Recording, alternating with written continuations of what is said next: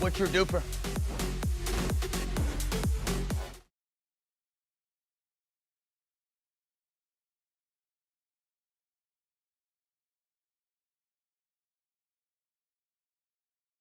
Welcome to you. Ladies and gentlemen, welcome to you. We are here live at the Tweed Heads Tennis and Pickleball Centre for the PPA Pickleball Tour Australia. It is women's semi-finals, the pro semi-finals underway here on court. Ben Abbott, your lead caller with you. Looking forward to bringing you all the coverage of the semi-finals into the medal matches later on this afternoon. Joining me in the booth for the very first time this weekend, we welcome you, sir, Mr. Louis Laville. Thank you. How are you, sir? Welcome to the booth. Yeah, very, very well. I'm a bit tired after a long weekend of pickleball, but it's been a fantastic weekend and it's a great facility, Border Tweed, and I think it's the biggest facility here now in Oz, right? It is arguably the biggest standalone pickleball facility, which is so exciting, obviously, not only for Tweed Heads and the surrounding areas, but the sport as well for pickleball. So, mate, what a beautiful venue for you to come down to and experience. Is this your first time playing the Land Down Under? Yeah, it is. Absolutely loving it here. We've got a place about 10 minutes away now, so yeah, it's lovely. Yeah. It's got the sun's out now as well. It's great. I was going to say, you guys aren't used to the sun as much over there, are you? Not at all, no. Well, mate, hopefully you can take a nice little tan back with you and make everyone envious of your time in Australia. But, mate, it's great to have you in the booth, and we're looking forward to your insights for this pro women's doubles semi-final. We're going to get a scoreboard update for you very, very shortly. Might even be able to hear it now from our courtside referee. 4-1 is the scoreboard. Second server there. For the combinations that are out there, we've got the four ladies. And Louis Laville, you know most of them all too well. Will run us through who's out on the court. So yeah, so on our near side we've got Katie Hart and then Jamie Haas, the double team of lefty, which is always quite an awkward combination to play against. And then on our far side, we've got Sarah Burr and Thadia Locke. So they're both sort of, it's a new sport, so let's say veterans of the sport. They've both been playing 5 years plus.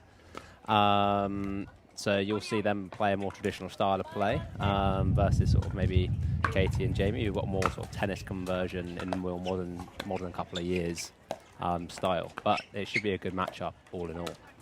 And that's a little great little insight in itself as well, talking about the older style of pickleball, where it's come from, and the sport itself. And then, tennis players making the transition across, badminton players coming into it, table tennis as well. All these sports are super dynamic, and you can come across and introduce your style and diversity into the game as well. But do you have a particular style that you've noticed has more impact on the sport of pickleball?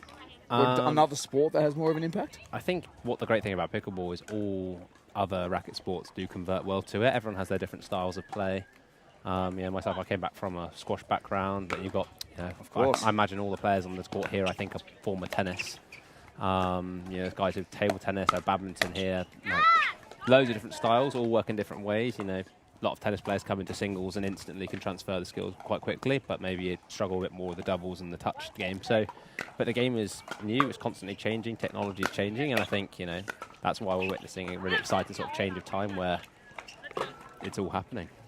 No, you're right. Nothing but excitement for the sport of pickleball in Australia and around the world, as we said. Thank you for joining in with us here for the PPA Pickleball Tour Australia. This is the Tweed Heads Cup. And this is semi-finals for the women's pro doubles.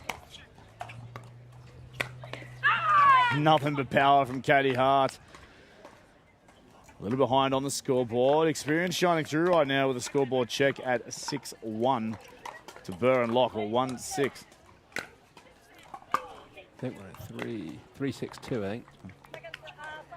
Might have to, double check what's going on there. We'll get a quick ear into the referee.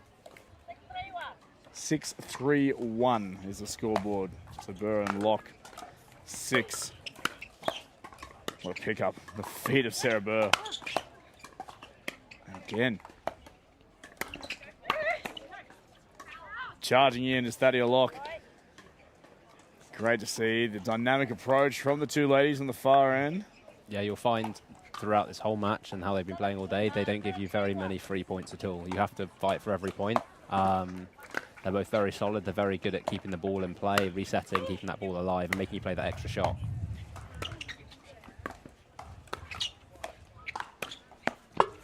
Oh, just out of reach. Obviously clipping the net on the way through. So the format being best of 3 games here for the Women's Pro semi-final doubles.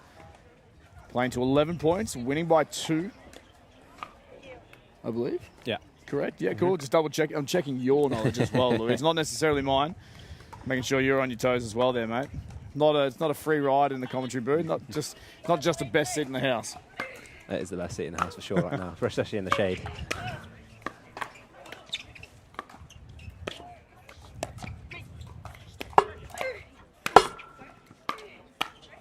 Two net dribbles on the way through. Oh, great defense, but to no avail there. Just relentless was Katie Hart and Jamie Haas just then. They've been on opposing sides of the net for the whole weekend, and now they come together. Semi-finals up for grabs as the gold and championship match later on this afternoon. Yeah, you'll find on the near side, so with Katie and Jamie, they're slightly into the wind at the moment, so they do need to be that ounce more aggressive. Actually see there, Katie driving the third.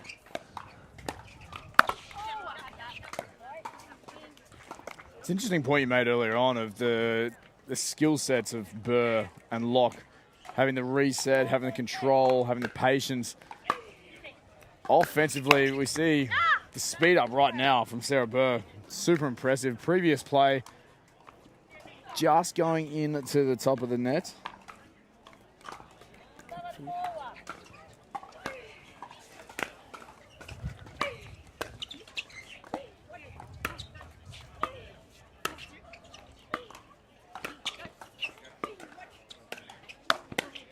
Whoa, what a reaction from Katie Hart. She read it really well. Yeah, the pause as well there, thinking, oh, is that going to go land in? Perfectly placed in the corner. Yeah, the reading and the anticipation in this sport needs to be top level. Oof. Couple of net faults or net errors here from Sarah Burr. Just starting to creep in a little bit as momentum is, you'd argue, saying shifting towards Hart and Haas.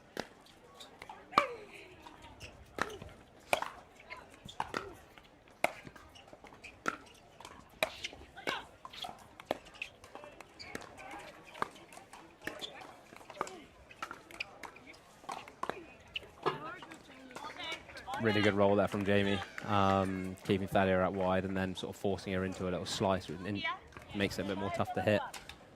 5-7-1 now. The game's closing within 2.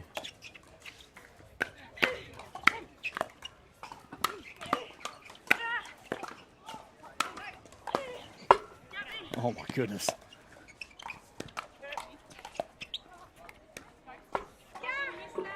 That is some serious resilience shown right there from Sarah Burr and Thalia Locke. That's what I was saying earlier. You'll have to do that, and Jamie and Katie are finding out very quickly. They will need to do that 25 more times if they want to win this game. At minimum, I think. It's a long way to go in this semi-final.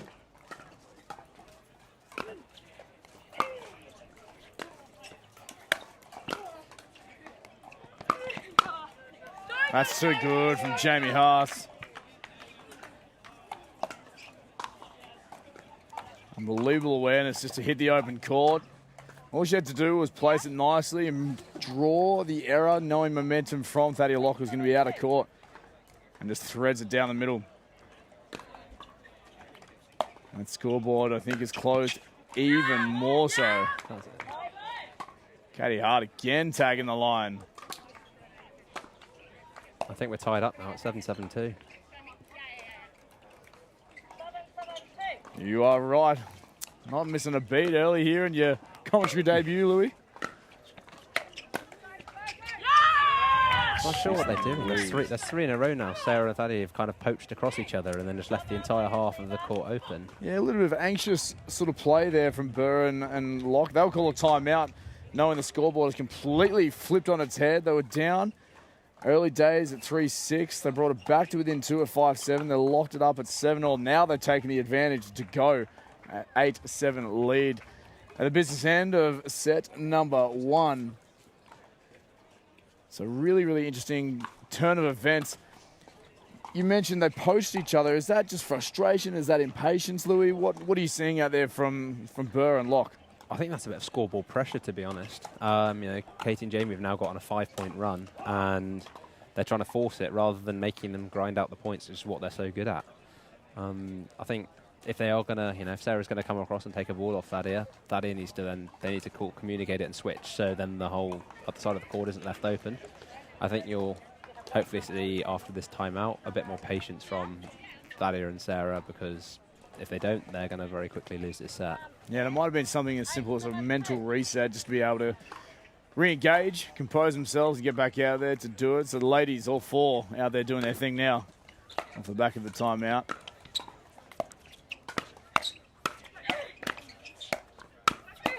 But don't Katie Hart and Jamie Haas look absolutely dialed in and in sync? They're on fire. I think as a term you use out here is they're cooking. They are cooking. Let them cook. Who's the chef? Who's the sous chef, though?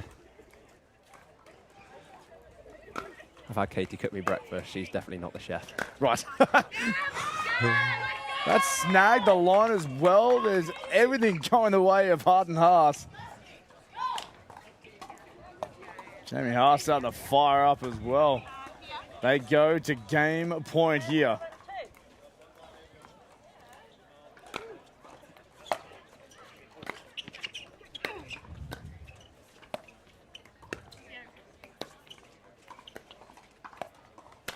Oh, jeez Louise. Katie Hart, Jamie Haas. They will come from behind and take game one. And there's some serious energy on this end of the court. That's a bag, Katie Hart says. Body bag point. Game one in the books in this women's pro doubles semi-final. Louis, wild scenes. Yeah, I mean, you saw Thaddeus and Sarah go up 7-2 or something like that, 7-3, yeah. and they clawed it all the way back. But they said they stuck to their game plan, and I think a bit of scoreboard pressure and Thaddeus and Sarah completely kind of changed out the window. The last 3 points there, Sarah ended up going on the left and Thaddeus on the right, and that's not something they've done all day. So the funny things can do in the semi-finals, and a bit of scoreboard pressure, or, when gold medals and pro wins are up for grabs, I think messes your head a little bit. Yeah, I'm not necessarily sure how deep the partnership goes for either side of the court. I think they're relatively new partnerships on both sides, but Thaddeus and Sarah are on the same MLP team, so they've had a bit of practice over the weekend. Okay, so plenty of time on the court together. Sarah Burr coming out first. Great reactions there from Burr. Not on this occasion. Yeah, I just noticed the dynamic of Burr and Locke, and Sarah Burr pretty much quick drink, came back out, and she was ready to go again, just wanted to wipe the slate clean and get started. Mm-hmm.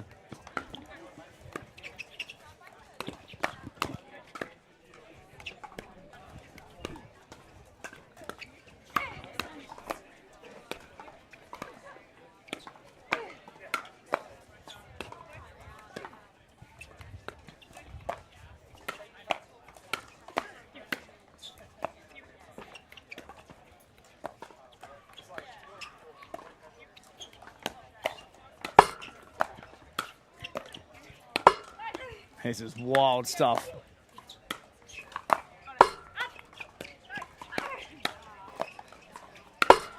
Stop that. Literally nothing you can do, and Sarah Burr just shows her frustrations, riding each and every point, each and every play, and everything is just coming up Haas and Hart. Yeah, they're using the net to their advantage at the moment. You could be saying that. It's in their favour for now. But that's actually the kind of point I think Thaddeus and Sarah will thrive on as the game goes on. The net calls aren't all going to go their way for an entire new set. If they keep making the points, draw the points out as long as possible, that's where they're going to make strides. That's a good put away from Sarah as we speak about that. Absolutely, a little bit of extra something on that one. Little side out, or not quite. 1-0-2 out there right now. Game 2. Service fault there from Jamie Haas. Pretty breezy conditions out here at Louisville. You've had your time, plenty of time out there on the court. Mm-hmm. In the conditions of Tweed Head, you've had it all. Bit of misting rain, windy conditions, sun. we've had a bit of everything. I think that's a fantastic counter there from Katie. But yes, the near side is pretty much almost straight into the wind, and the side Katie and Jamie are on are quite downwind now. So you should see Thadia and Sarah be a bit more aggressive and roll their ball a bit harder. But we will...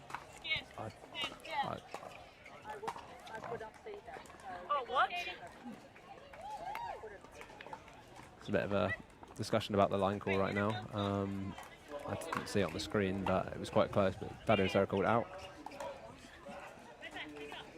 Interesting conversations there. I felt like the umpire there just called the ball in, but then obviously agreed with the call of Burr and Lock. Oh, vengeance is sweet, says Katie Hart and Jamie Haas. Oh, my goodness. I've loved watching these two individuals play all weekend long across both their individuals, their doubles, and the MLPA as well. It's just been so impressive and just nothing but energy. Yeah, Jamie's been like that all weekend, and she's obviously got it again later this evening, I think, with the Crocs. Yeah, in the final there, Northern Crocs. Yeah, so she's got taking on New Zealand Hustle. A great team with Andy, Rob, and Bryson as well. So, yeah, they're going to be a tough one to beat, and that's New Zealand Hustle's job this evening. Yeah, but they're a dark horse, the old New Zealand Hustle. They've done some... Oh, ATP! Ball has been deemed wide from Sarah Burr. And again, maybe it was in. Maybe it was out. We'll just stay out of that one, I think, for now. Yep.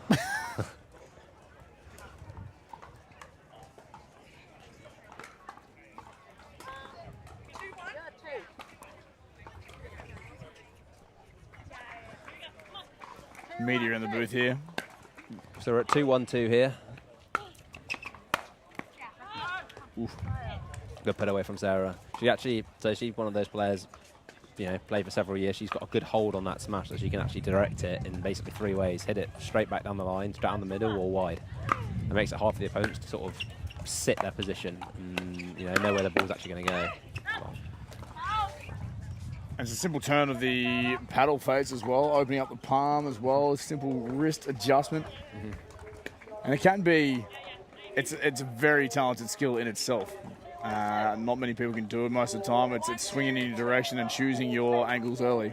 Yeah, and, you know, it works really, really well. It's a fantastic skill Sarah has, and there's obviously years of practice on it. I know I'm susceptible of it. I sometimes overthink the try even too much, right. And then end up, you know, if you change your mind too late, you can make an error with it. But she has it down really, really well. She hits it really well. It's hard to read. Whoa.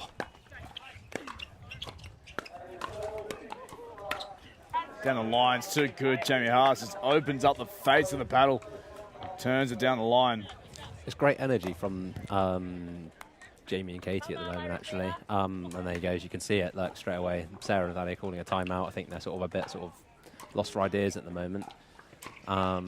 Yeah, Katie and Jamie they're pumped. They want this, and it seems like as it moment stands, I think they want it more than, you know, Sarah and Thadia do, as you can see by the sort of the body reactions. Yeah, the body language is a very, very telling tale and very telling sign on both sides of the net there. We've got, you know, just a very cohesive unit. They're working with Coach Mike Newell over there, Katie Hart and Jamie Haas. They, you know, plenty of time has Mike Newell had with Katie Hart over her career, and especially over the past 12, 18 months. And obviously a wealth of experience in that man. But on the other side of the net as well, you've got, Sarah Burr and Thadia Locke just sitting at opposite ends of the, years of experience, but you know, the body language and frustrations maybe just creeping through, and they both need their own individual mental recess. They were sitting at opposing ends of the bench, and there was just drinking water, and again, just both of them zoning in and trying to dial in for their own game, and hopefully they can come together here and they can flip the script. Yeah, for sure. I think they need to get back to basics, you know, just get some balls in the kitchen and some dink rallies going rather than let it become this bit of a scrap fest. Good time out though, you know, missed the first ball, so let's see what they can make of use of this in the next few points. 3-1-2.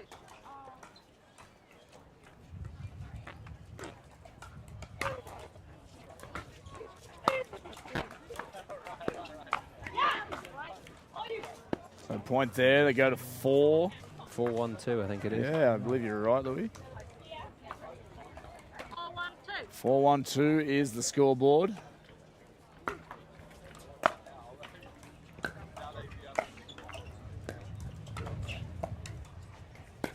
Knocked down the middle, little snag as well from Katie Hart. And that's just a telling sign right there. Just no movement or crossover collaboration from Burr and Locke. Serious trouble right now as that scoreboard is getting dangerously big and away from this combination.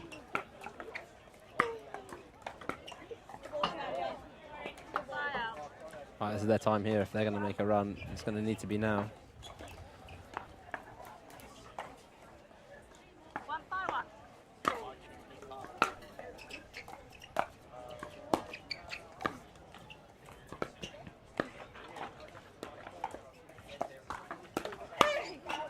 Oh, I was going to say, this is the space that Locke and Burr wanted to be in, but just overplaying on the speed up from Locke. I like that as a point there. They just need to get the ball. I think only thing, if I was sat in their corner right now, is just I'd get some more of those dinks to bounce rather than allowing Jamie and Katie to take any of them out of the air. Katie Hart. A big giggle and shot the system, checking the paddle. Nope, no holes in that one. So much need a point on the board here for Burr and Locke. Shaking it off quite nicely though, so shouldn't affect her at all. And that's just been their story as well since probably the middle of game number 1. They've just been in a groove. Nothing has affected them. They've been able to reset really well as a duo. Yeah. It shows on the scoreboard. I think they're just enjoying being on court together right now. Yeah, just agreed. enjoying it. I agree. And right now, you can see the energy's changed ever so slightly because they can see that finish line. Mm-hmm. They know that they want to jump into this championship match, but they're now thinking, all right, let's start building momentum again into the Pro Women's Doubles Gold Medal and Championship match. For sure, yeah. I think they're up against the winner of this faces Summer and Rose, so it'll be a good. Summer Della Bonner and Rose Van Rieg. Very good pair. Wow. Won't that be an exciting final for either of these teams to go through and play that dynamic duo?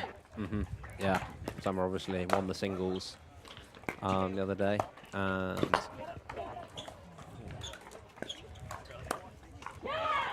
so going for 2 golds this weekend.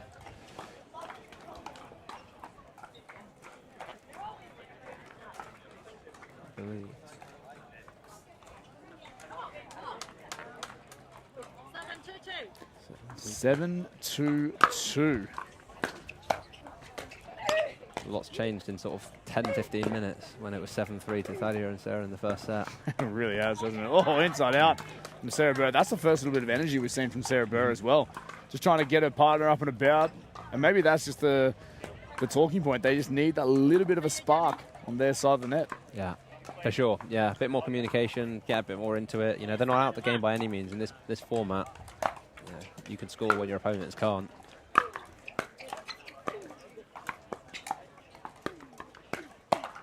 Speed up, Katie Hart down the middle again. Not a bad little option from Haas and Hart to thread the needle and split the defense. They've had success in knowing the battling dynamic that is the Burr and Locke side of the net. Great option. Oh my goodness. Somebody check the integrity of the Franklin X40 ball. That thing is punished cross court. Massive put away there from Katie. Another timeout's been called. I think we're at 7-2-1. Yeah, as we mentioned, just all momentum for Hart and Haas right now. And this will be helping not only this duo right now of Hart and Haas in their competition for the the gender women's pro doubles, but also for Haas knowing that she goes into the Major League Pickleball Australia powered by Yola event this afternoon, the championship match, scheduled for 3 p.m. here this afternoon at Tweed Heads. It'll be all too comforting for not only her, but if her team is here in support as well, watching. Oh, for sure, they will preparing. be. I saw Andy and Rob. There you go. Bryson's there over there. Yep. Side. So they're a good unit as a team. They get on well. And yeah, it's gives a bit of momentum going into that match a bit later. Obviously, she's got maybe getting this set done and 2 more in the final, but yeah, they're a strong team, and I think we're going to be back on court now. So yeah, both teams taking their time as well in their timeout, utilising the full allotted time as well. So I wonder if that's just being able to rest and recover and reset, or if there's plenty of tactics being spoken about. We'll obviously see in the coming few rallies.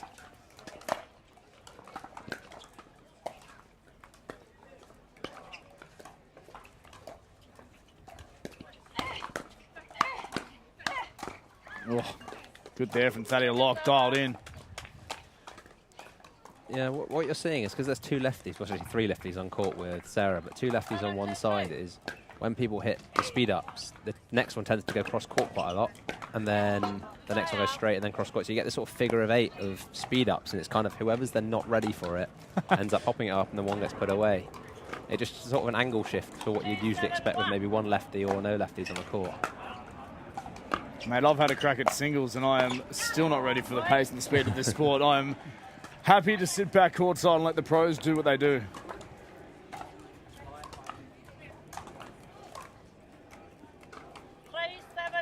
Three, 7-1 now. Oh, just long. Good signs though from Thaddeus Locke. Yeah, that ounce more aggression into wind, I think, they could get a couple of pop-ups that they can put away.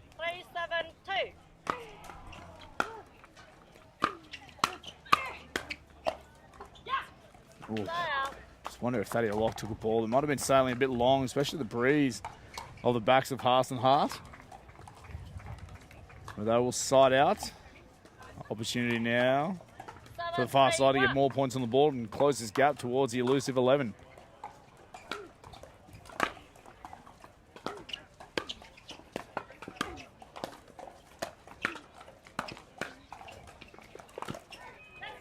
Oh, Katie Hart.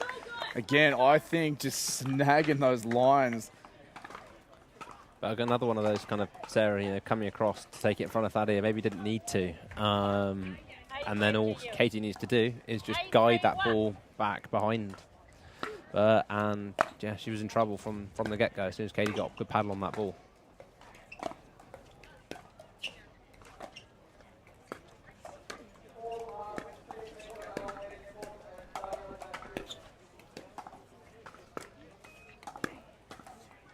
Oh, Katie Hart is hungry.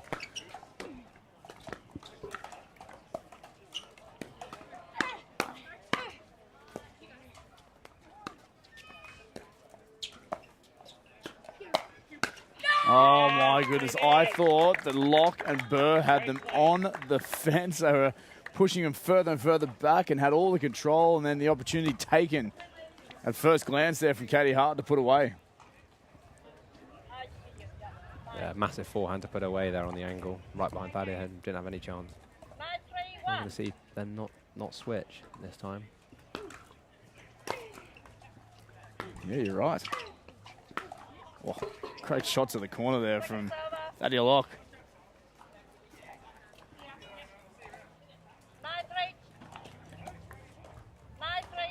9-3. Getting antsy.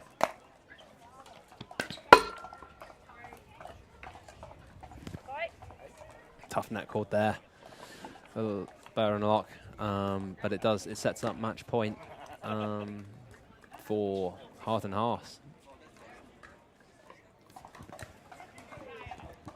They're going to stay again. Game and match point here.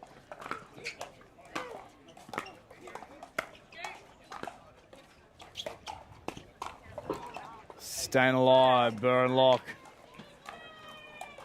So Katie and Jamie on the far side, then just side out twice.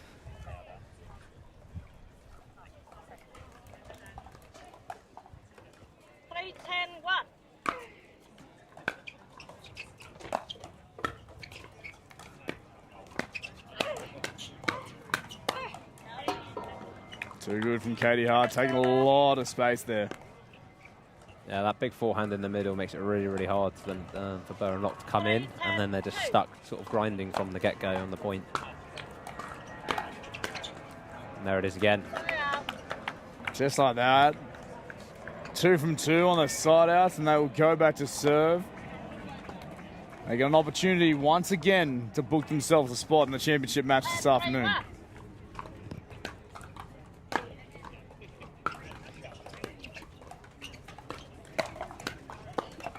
That'll do it. Through to the golden championship match of the Pro Women's Doubles. We congratulate Katie Hart, Jamie Haas. They get it done. Commiserations to the combination of Sarah Burr, Thaddeus Locke, who started quite well. And then it was just all the Haas and Hart train, Louis. Yeah, they managed to find something halfway through that first set, and they stuck with it, and it's come great, you know. From 7-3, they've conceded 3 points the rest of the match, and that's you know, that's a fantastic turnaround for Katie and Jamie, and you know, all the best for them now in the final. Yeah, danger signs as well for their opponents, Rose Van Rieck and Summer Della Bonner, who await them in the championship in the next round. We're looking forward to that matchup as well. But Louis Laville, thank you so much for jumping in. It was a last-minute call-up, but absolutely crushed it, mate. More than happy to have you back at any time. Good to hear. Thank you again. Ladies and gentlemen, that closes out this stream here. We've got the women's gold medal and championship match coming up later on. Unsure of the next match coming on. We'll keep you guys posted. But my name is Ben Abbott. Thank you so much. PPA Pickleball Tour Australia here for the Tweed Head Cups. It is still going. All the action to come. Stay tuned.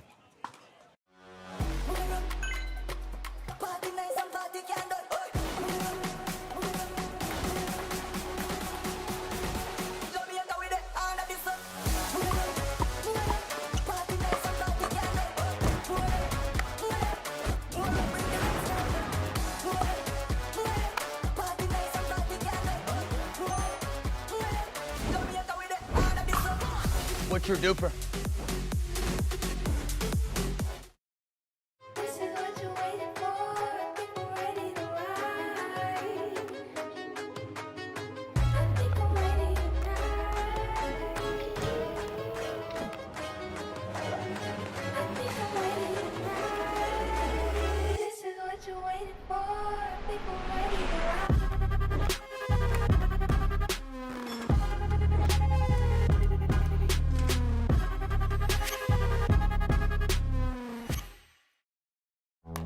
They're not just thinking about only performance, they're thinking about the growth of the game. When I first started, I needed something, and then I needed something different as I got better. And Yola was really great about working with me specifically to help create that for everybody.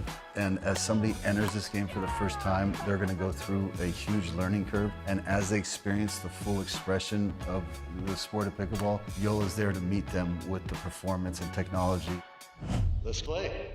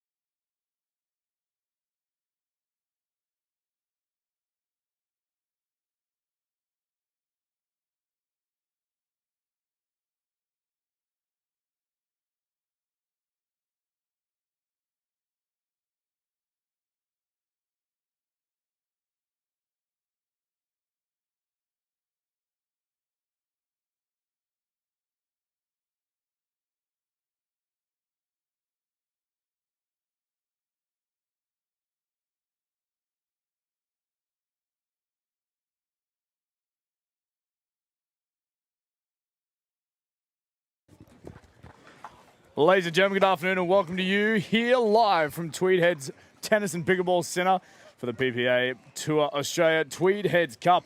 We are into the business end of the competition right now on court. Your screen, you'll see the men's doubles. This is semi-final action.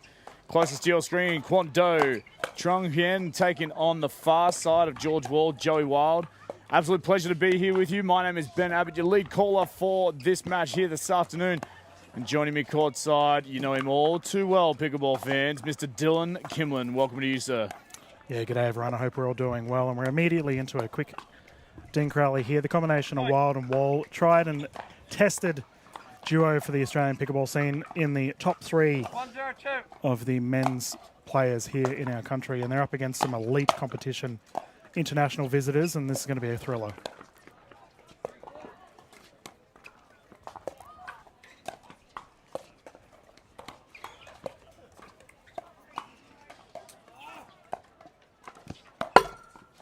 Oh, just out of reach.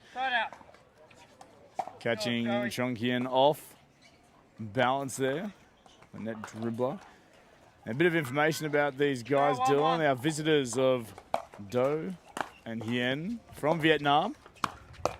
Had some success in the Vietnam Open, I believe, last year. Yeah, well, we saw Hien play in the singles in an absolute thriller. I believe he got silver, sorry, in that singles event. So he's already acquainted with the PPA Australia format.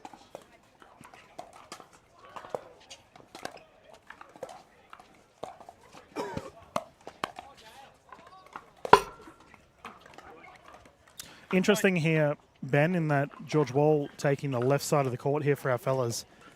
Both Joey Wild and George Wall, elite players. Joey naturally took the mixed gold medal with Danielle Townsend. And in convincing fashion, we might add. yeah, and he's opted to play on the supportive side of the court. Doesn't matter, pop up, put away. Yeah, it must be an interesting conversation when you're stepping into each and every game. It's ever-changing, and the ebbs and flows of each player and the dynamic as well, who's doing what. But if you've got that diversity within the pairing to swap sides all the time, that's just an added weapon into your arsenal. So viewers, for the quarterfinals leading into this, the combination of Wall and Wild took down Pham and Lin, and Trong and Do beat Kyle Watnell and Caden Nemeth, both in 2 games.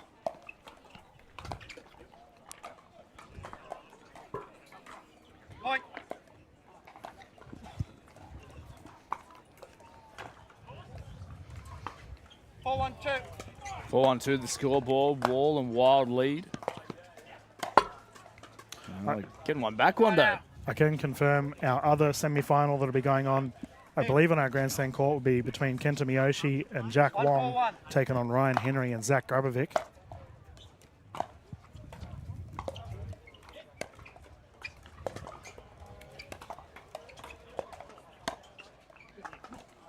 Don't mind that, a shoulder check attempt there on Wild. As these two fellas on the other side of our camera are incredibly tall, Ben.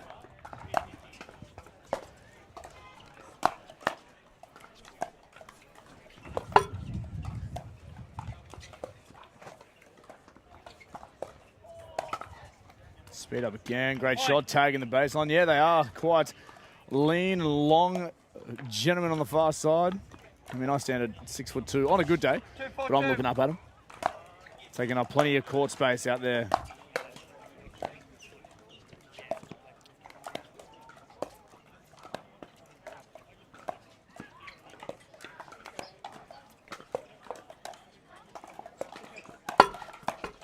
Regardless of height, mate, there's plenty of people to look up to these two. They're role models of the Australian pickleball scene, train a lot of players, and they've got their hands full here at the moment, Trong and Do, but they got the service back and we can see a stacking formation.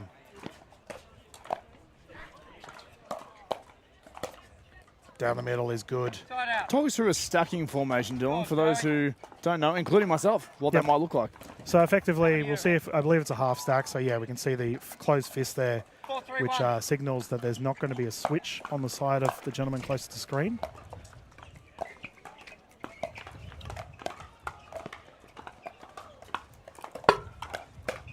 Oh, good footwork from George Wall. But what it does mean effectively is we'll see if, yeah, okay, so Wild and Wall are doing a stack right now, so they're both going to start on the right side of the court. 5-3-1. Joey Wild's going to serve and move to the left. It means George Wall's forehand will be in the middle of the court. Oh, almost a fantastic pickup. Just wide of George Wall's left foot. And the reason why we do a stack, Ben, is so that you want to have your quote-unquote highest percentage forehand in the middle of the court. I mean, considering Joey Wild is a legend of the game, he could easily take the left, but this is the situation that these two fellas are comfortable with. 6-3-2. Yeah, it just comes back to that diversity in the duo that is the far side of the net right now. A couple of net errors there from Wild and Wall. 3-6-1. 3-6 the scoreboard remains.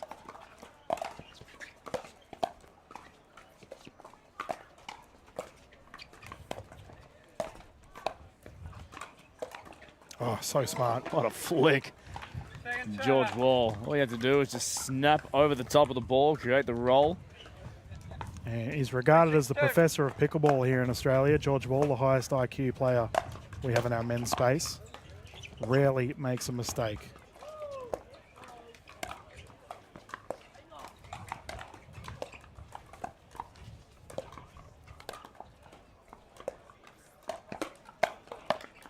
Oh, pick up with the feet of Wild. ATP. That is scary. You can just see the cogs turning in George Wall's head as he's going through that rally. He's just dialed in for each and every movement and phase of that play.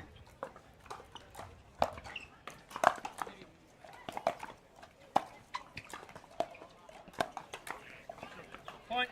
Yeah, solid transition here for Wild and Wall, and I think they're very comfortable. They're controlling the tempo, 7-3-1. and we'd like to see something, a bit of a change here for Do and Trong, as they can't let this scoreboard pressure continue to mount.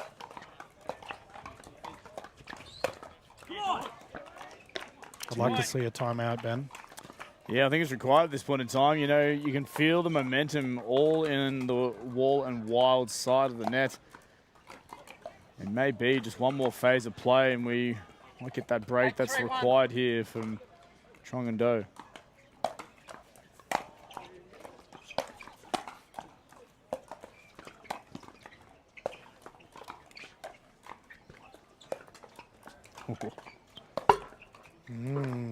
Second server. Into the net there. Last second fire there from Wall, and he was tempting the ATP and opted to cross it back over. 8-3-2. 8-3-2.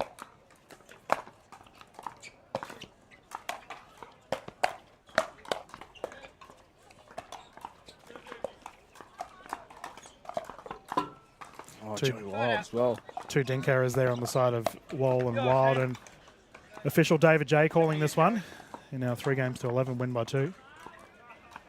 3-8-1. Utilising the Franklin X40s, of course. Franklin, the official ball of PPA Tour Australia. Second server. Just wide on this occasion. Wall happy to let it sail. 3-8-2.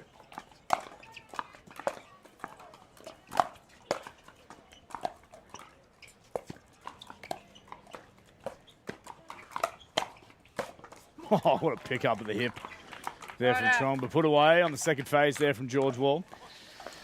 Comments and thoughts on the Joey Wild outfit for today? It's ever changing, but it's one of the most unique styles that we've got on the pickleball scene here down under. 8-3-1. Bucket hat Joey is scary Joey. When he's rocking the hat, everyone else needs to look out. Looks like he should be out in the wilderness somewhere. He looks comfortable. Bit Steve Owen-y. And the Wild thing a little bit wide on that one, and conditions are quite warm here. I can understand all of the sun protection on the side of 8-3-2. Wild. He's even got the sleeves on. Wind blowing slightly towards camera viewers. As that one is called out. Point. Another point on the board here for Wild and Wall. 9-3-2. 9-3-2, the scoreboard. Make that 10-3-2. Game point here for Wild and Wall.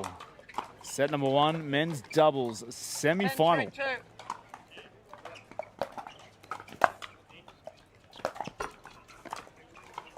Yeah, went for the big swing there. Back to you, Hen. George Wall. I've noticed that they're going for quite a few drives down the middle of the court, Ben. Typically, that's a result of if a team maybe has a little bit of a miscommunication in the middle of the court. But it's working for Wild and Wall at the moment.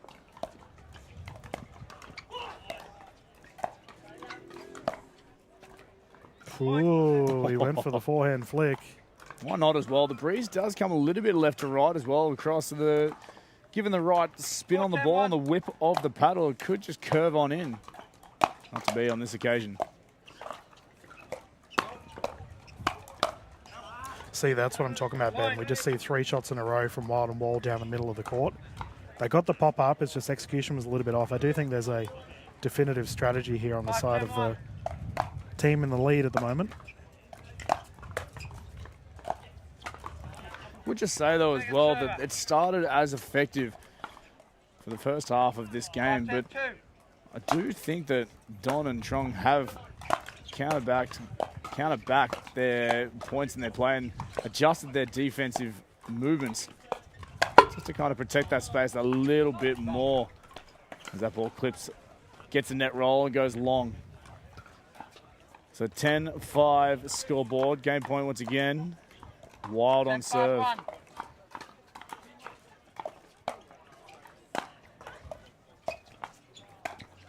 Ooh, I like that.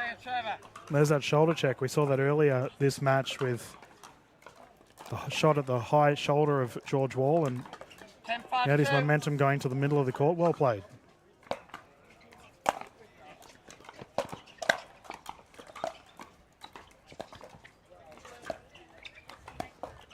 There we go. And that'll get it done. Game 1 in the bag here for George Wall, Joey Wild. They'll take game 1 in this men's doubles pro semi-final. We'll jump to a commercial in this short break, and we'll bring you back all the action for game 2. This is the PPA Pickleball Tour Australia Tweed Heads Cup, live from the Tweed Heads Tennis and Pickleball Centre. They're not just thinking about only performance, they're thinking about the growth of the game. When I first started, I needed something, and then I needed something different as I got better. And Yola was really great about working with me specifically to help create that for everybody. And as somebody enters this game for the first time, they're going to go through a huge learning curve. And as they experience the full expression of the sport of pickleball, Yola's there to meet them with the performance and technology. Let's play. Okay.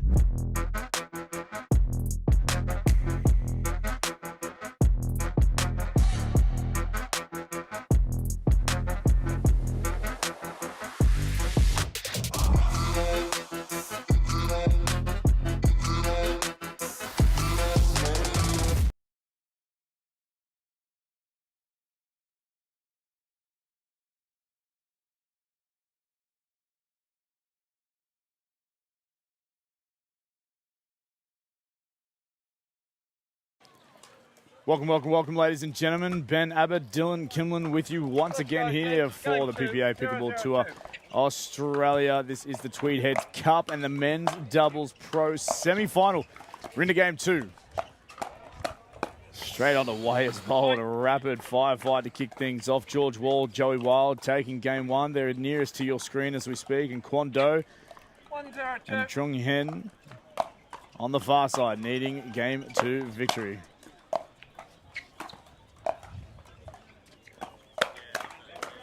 What's something, Dylan Kimlin, you need to see, or would like to see more of from Kwon Do and Trung Hen to get this game 2 victory? Well, we've already seen in the last 2 points that shots are going to Joey Wild on the right side, but we just seen there that Joey Wild's going to stay on the left. So no stacking effect here. Almost train tracking from game 1.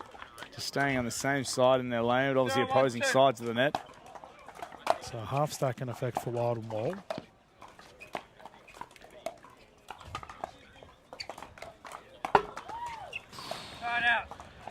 I'm interested to see here because we saw that Do and Trong were doing shots down the right side of the court to force that back forehand from Joey Wild, and they've gone for it again.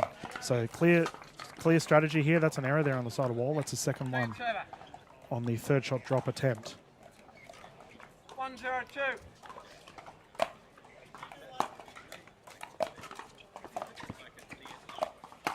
Yes. Okay, pickleball's all about trends, Ben, and when you start to recognise them, that there is very clear what the game plan here is for Trong and Do. I do find that George Wall ran amok in the last game, so they're clearly trying to fix things up. Unfortunately, the service error, that doesn't help. Well, you just noticed the tail end of game one as well. The tendencies did change as well from Do and Trong, who started to protect their middle third a whole lot more, and now they've converted those tendencies and they're attacking. They're taking on a new style, and it is taking on George Wall and just trying to shut him down and maybe even ice him out early in this game number 2. That's exactly what they're doing. So, yeah, we see 3 errors in a row there from Joey Wild. The problem is, Ben, with, Joey he's one of the best in the country. So if you're focusing him, he will bounce back. He's had a couple of errors, but if, give it a couple of minutes, he'll be back into fine form. I love how you giggle there because you just know how good this young man is.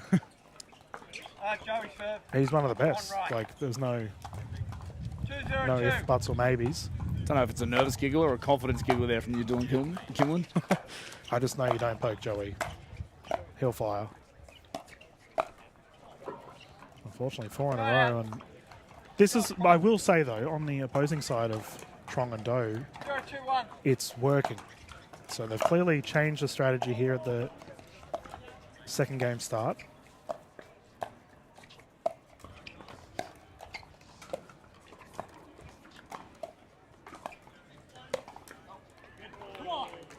Forehand roll is effective. That top spin and also the wind in the face of George Wall. And that might be a factor as well with Joey Wild with his error count here, Ben. Is the wind catching the ball. Oh. Power to the line. You're not getting that one back. No. Can't touch this. There's Joey Wild.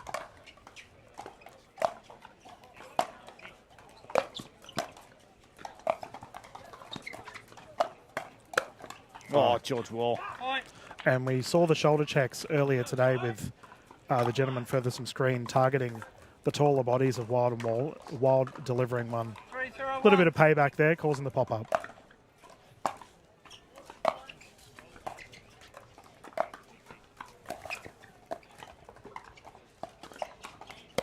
Oh. And you see George Wall shaking his head on that, considering they've had a little bit of difficulties with the transition thus far for this game too. Wall knew how important it was to get to the kitchen line, tried speeding it up. Ineffective.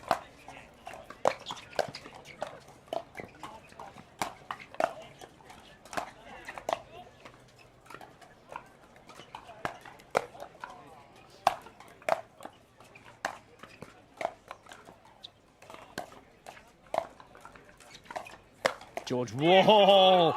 I was thinking about it maybe 2 phases ago. I love watching big men with fast feet. The footwork of George Wall, specifically in that movement alone, was so impressive, and he just dictated the outcome of that point. Impressive stuff there from the big man.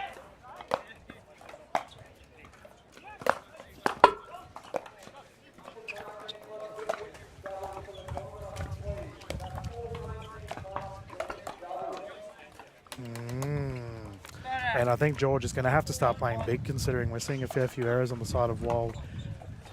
But you are right, Ben, in that George needs to fire a little bit. They do have the lead, but for their opposition of Trong and Do, they are slowly losing this match. They need to find something.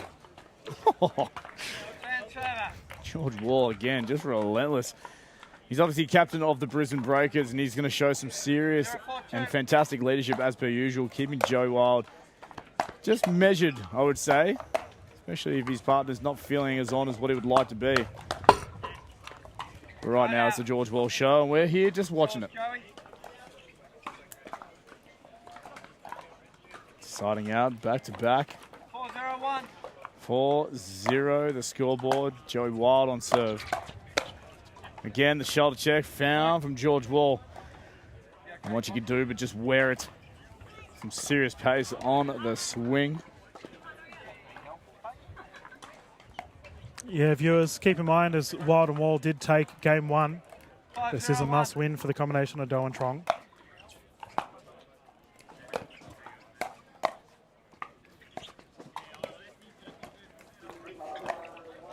Oh, ATP won't go from Joey Wild.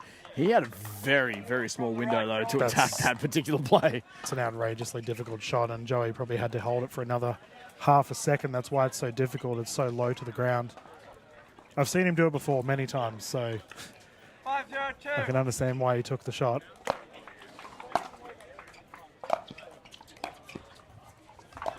Oh, he wants it again. I think he's just trying to play his way and find something special, maybe, just to feel his way back into this game. He just hasn't quite found the groove as much in this game, too. 5-1.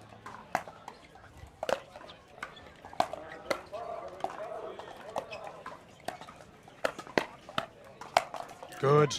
There we go. Starting to lift. That's a great passage of play there, causing the pop-up. Easy smash down the middle. First points on the board for the fellas, and hopefully they can build some momentum from this.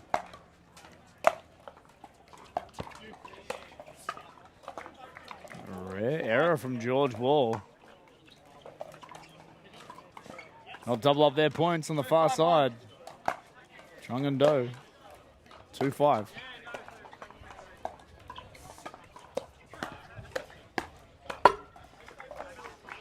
I have noticed, Ben, that and we have a timeout here on the side of Wild and Wall.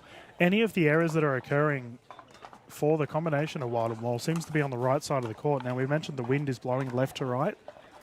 I don't know. It's just that whether the fellas are just a little bit off on that side, just uncharacteristic at the moment. Just wonder if, like, this specifically to the wind as well, coming across and just maybe moving that ball ever so slightly and just out of the reach or the range on their comfort of the swing potentially comes into play as well. That'll play a factor.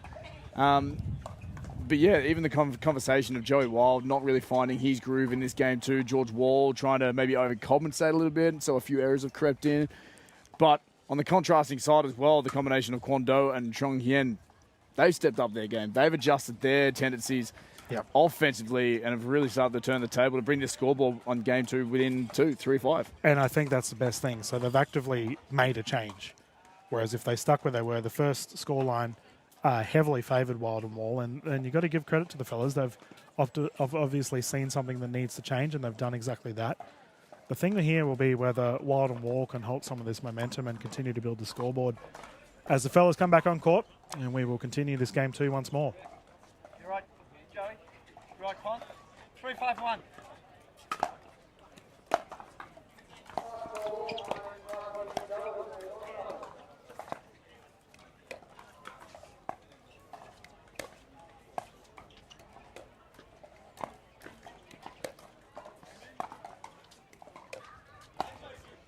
Well, look at the shoulder check. But Joey Wild saying it's clipped the string of the bucket hat. He's such an honest player, and that there was the immediate change. Yeah, okay, so we've got a switch here on the side of Wild and Wall. So George Wall will take the left side of the court. That has been the tactical decision here from Wild and Wall on the defensive end.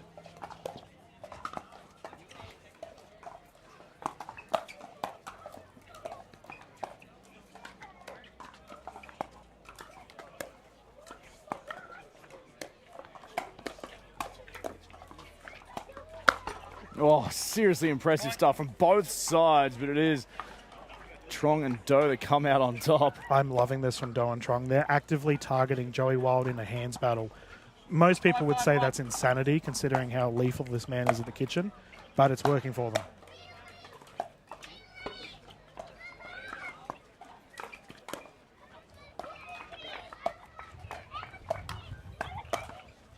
Oh, going for the only won't happen though. Joey Wild. That is a great defensive move there. Just punching it back into the open court. 5-5-2.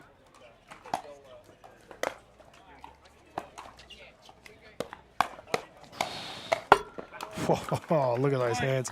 That was all set up from that double-handed backhand high at the shoulder, put down.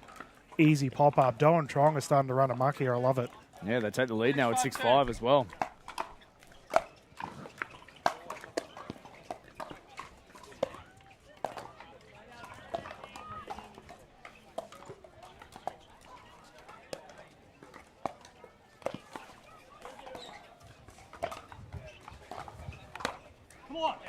Flick as well. How often has George Wall done that from nowhere? Yep. Well, it's what I mentioned earlier is that they have had some success with the middle of the court. And George Wall striking that so low, applying the topspin, ripping it over. That is a difficult shot.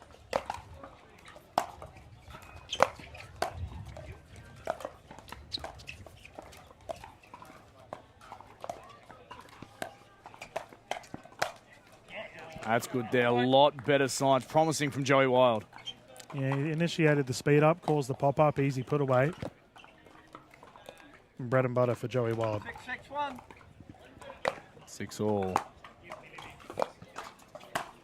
Oh, jeez. Chong Yen, you cannot touch this. Deep, hard, flat to the corner. A little bit of confusion there, though, from George Wall and Joey Wild, who was taking that first recepting ball. Yeah, well, we can see George Wall exclusively now playing on the left side of the court, so Joey, a few errors on the transition zone. However, I think it's more, of course, of the pressure of Do and Trong. They're just playing some lights-out pickleball. Yeah, agreed. At a critical moment, too, considering this is a must-win.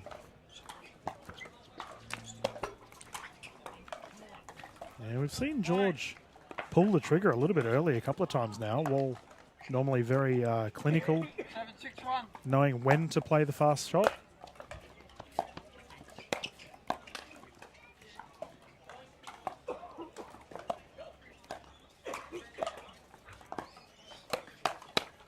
That'll be the pressures and the stresses of the scoreboard right now that is starting to creep and get away from Wild and Wall, who are on the back foot now. And you see, as you said, just the patient tendencies right now from Trong and Do.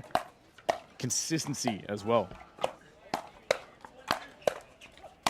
Oh, Kwon Do. Ben, I've got to say, we've got a timeout here on the side of Wild and Wall.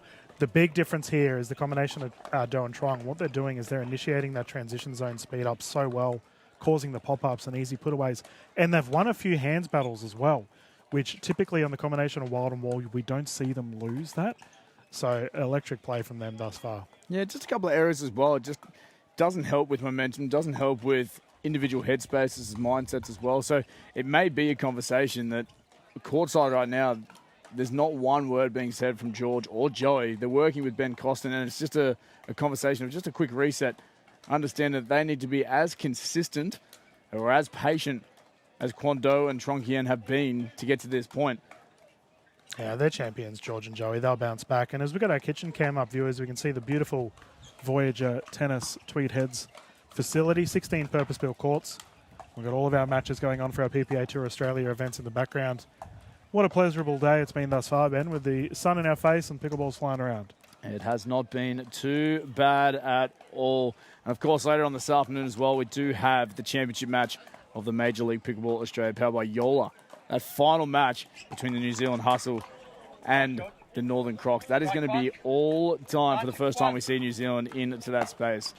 Returning our attention back here to court. The tactical timeout pays off there for Wall and Wild. First serve going long. 9-6-2. Right out. Two deep returns. Yours, Joey. And, sorry, one deep return and a service error, working in favour of Wall and Wild.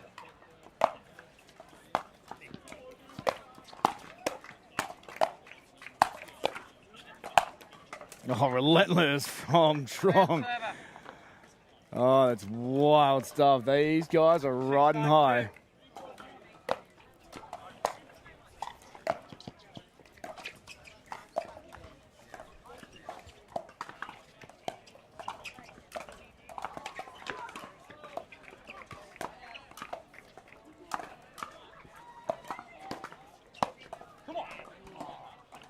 Called long. Punched out in the corner, and I have to say, Do and Trong are doing a terrific effort on the dinking rallies thus far, Ben. If anything, this is a rather fast-paced men's game. Typically, we see a lot more dinking. Is it the styles of the four individuals that are out there? Well, I mean, I've seen a lot of our players from Southeast Asia. They typically play a very fast-paced pickleball style.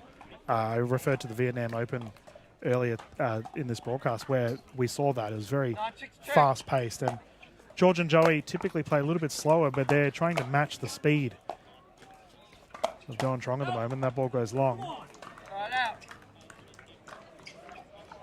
George, But I have to say, in that fast-paced style, your shots have to be perfect. And thus far, Doan Trong, for this second game anyway, have been very, very smooth with it. Very error-free as well, to just build their confidence. Yeah, that's it, Joey. Point. Point on the board, much needed indeed for Wild and Wall. They close it to within 2. Still plenty of work to be done. 7-9-1.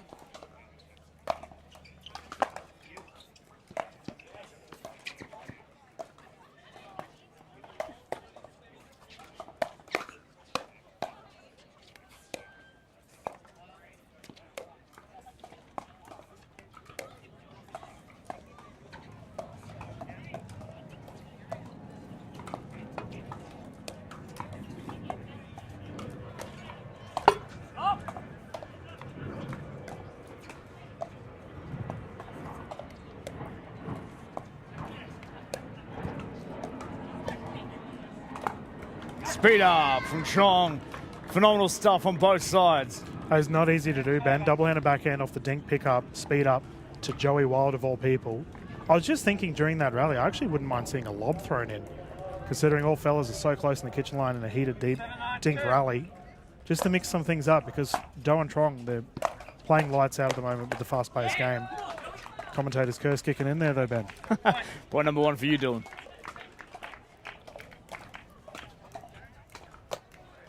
8-9-2. That's within 1, 8-9. Massive point here, going the way of Wall and Wild. We're level at 9 points all now. What a comeback. Timeout called from Kwon Do and Chong Hien. What are you seeing, Dylan? Break it down. Well, there was that forehand drive down the middle of the court. So I mentioned earlier, George Wall's had a fair bit of success with a top spin drive or forehand flick, just straight down the middle. And in that case there, it's been quite reliable. They've got many points on the board as a result. But got to give credit to Joey and George. They bounced back considering momentum was heavily in favour of Doan Trong. But now the pressure's on these two fellas. Can they defend, get the service back, and try and take this game too? Yeah, I'm not sure. It's very, very interesting conversation that continues to unfold. It's just been a seesaw of a match so far. I think I'm still leaning towards Wall and Wild, just knowing that their momentum has started to grow. And as you mentioned, they're champions of the game. And when it comes to the crunch time and the deciding factors, their composure and experience may shine through that little bit more than, say, we might see from Kwon Do and Chong Hien. But both teams back out there now, Dylan, and we're locked up at 9 points all. Yeah, let's see how this one pans out. Will George and Joey go through to the gold medal, or will we see a game 3? Time will tell.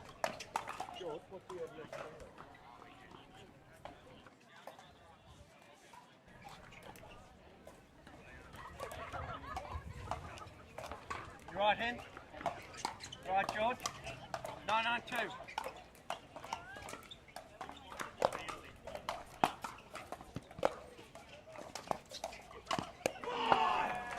Offside out. That was a big play in itself. Understanding that if Wall and Wild got that one, they had game point. Crucial there for Kwon Do and Chong Hien. They'll still have another opportunity to get a point on the board. Still another opportunity to get their own game point. 9-9-2. I think a little bit of pressure start to build. Yeah, the switch is so good here for Wall and Wild. We've seen as soon as they decided to go full-time George Wall on the left, Wild and Wall have been playing lights out. So smart decision.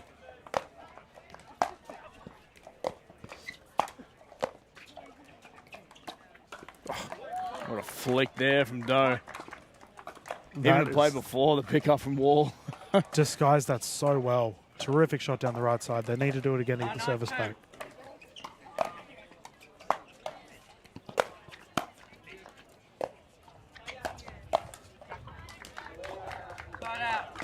Side out as well, both sides. We continue to go back and forth. 9-9-1. Still 9-9. Oh.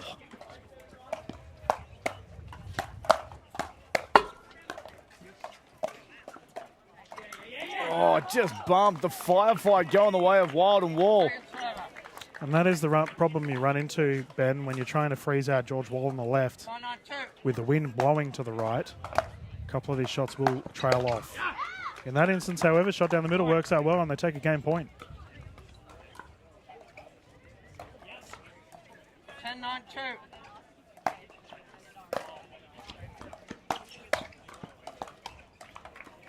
Oh my, what a return from Joey Wild.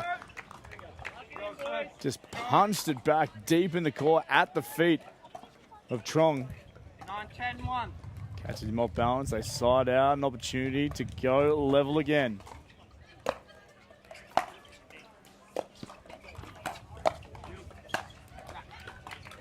That's a great shot. And we can see Joey exclusively looking to use his forehand on the right side, and I think George just caught off guard a little bit from it. 9-10, terrific shot, however.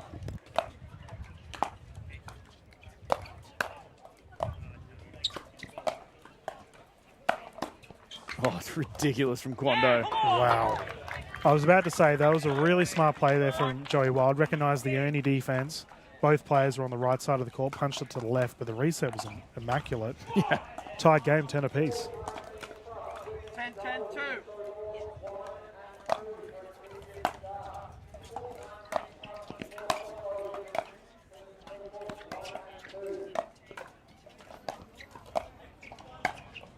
Oh, awareness from George Wall, but snags the baseline on the way through. It's a bit rough there for George, considering the wind has been blowing in the face of George and Joey 9 times out of 10. You would assume that would go along. But the top spin applied, got the job done. Well played. 10-10-1. Locked up once again.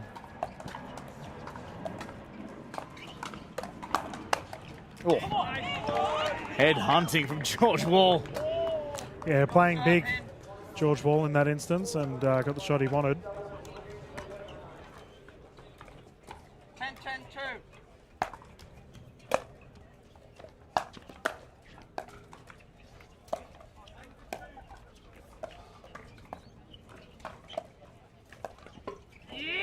Interesting tactic there as well from Joey Wild, creeping a long way to the center of the court, opening up that line for Trong Do, but sorry, Trong Hien, 10-10-1. not taking advantage of.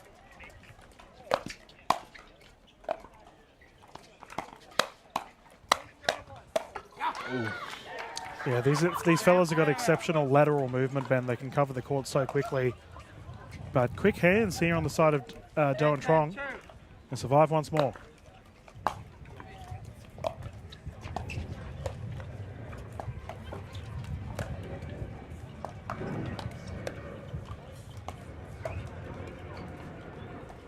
Oh, that ball just go wide.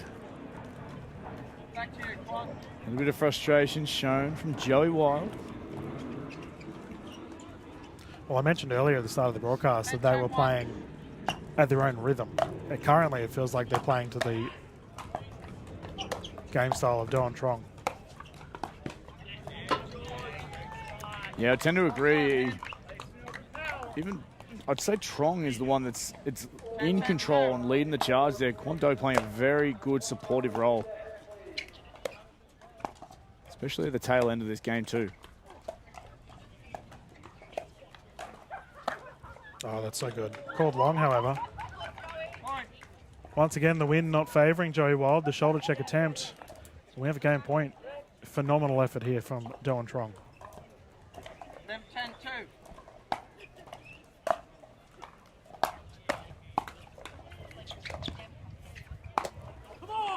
Wow. That was an ATP. I think it was called wide, however. That would have brought the house down, Ben. Oh, that would have been an incredible. He was 2 meters outside that sideline on the attempt. Absolutely crazy attempt.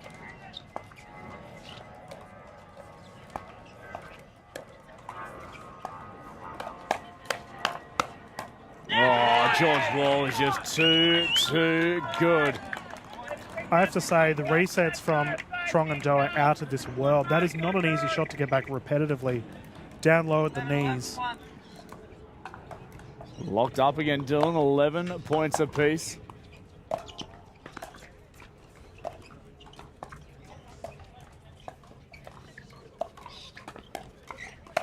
Oh, Joey Wild again with the speed up, but again erring into the top of the net. Yeah, he's a little bit off at the moment, Joey, considering that dink down the right side was beautiful. It opened up the court to put it away, and he had the shot. It was just execution. 11-11-2. It's been his tail of this game too, so far.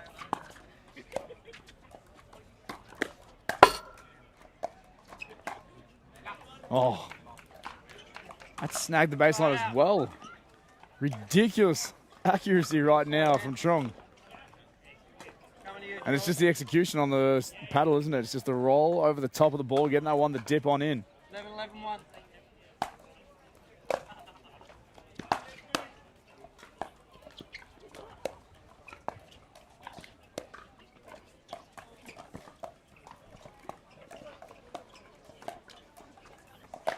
Oh, he wants the ATB again. Again, it won't go. He makes contact with the upright of the net. Nothing going the Wild way.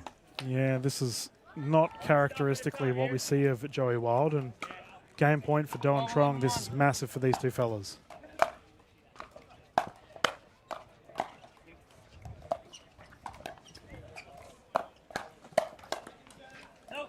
Oh, Joey Wild is good. He holds his position. He wants to just try and find his groove, continuing to grind away. Another opportunity here for Trong and Do. 12-11-2. 12-11.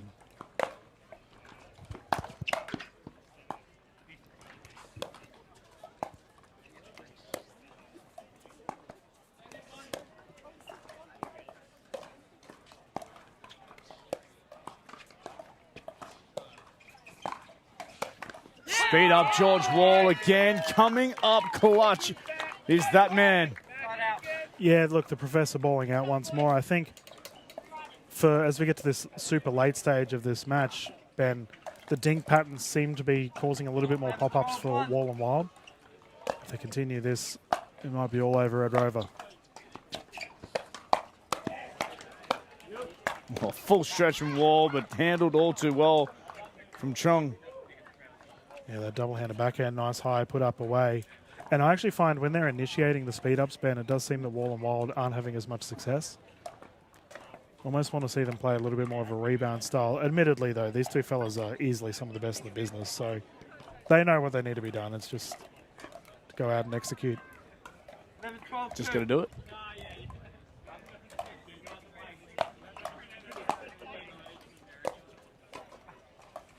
Nice deep return there, forcing the third shot drop air up. Yours, Quan. And these fellas have another game point. 12-11-1.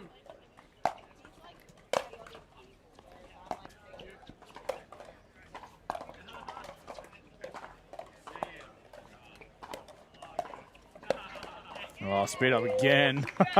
Flicked on into the bystanders' court side. There's still plenty of people kicking around, understanding just how deep this game 2 is going in the men's doubles semi-final. The fence, there is standing room only.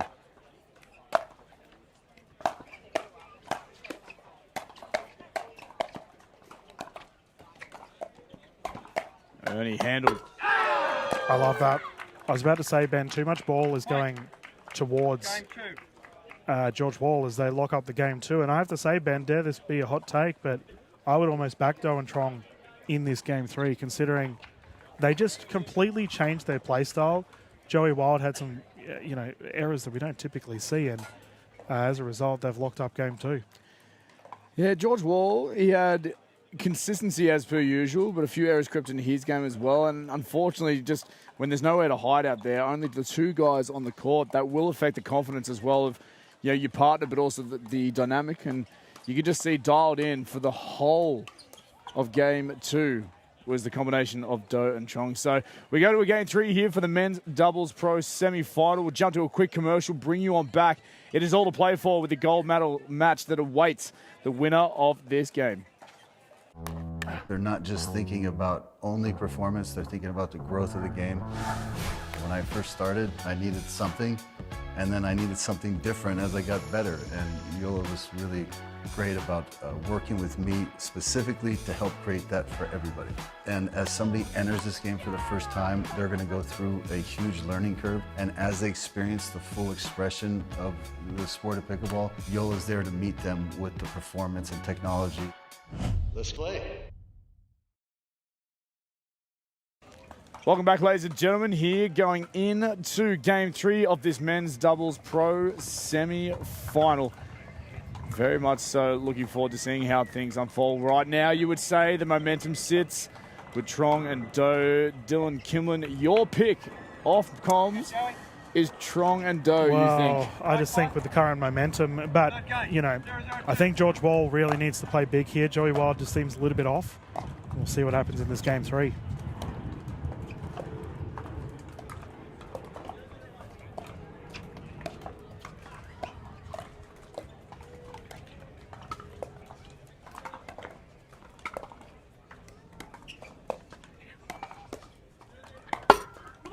Okay, so we're going to see if this is going to be a common trend, a little bit more dinking on the side of Wild and Wall to slow down the raw offense of Do and Trong. Keep in mind, viewers, as this is Game 3, the gentleman will rotate at 6.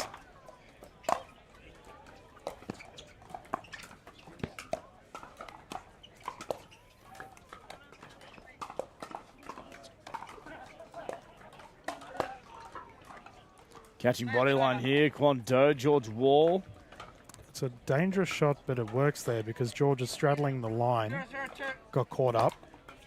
Couldn't get out of the way. Yeah, we've seen that hybrid drive attempt from George Wall fail a couple of times. The third shot just tickling the tape, as you like to refer to it, Ben.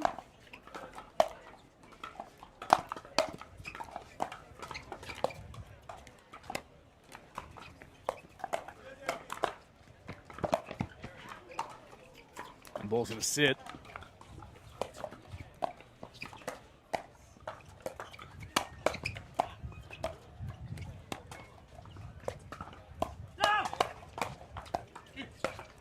Stop it. That is phenomenal stuff from all 4 of the players out there on court, Dylan.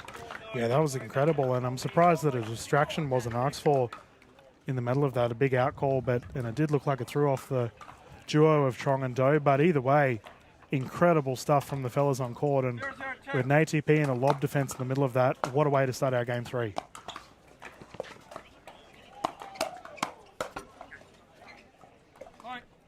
Geez, George Wall's made a few 3 areas, 1 being caught up, 2 into the net to kick this off.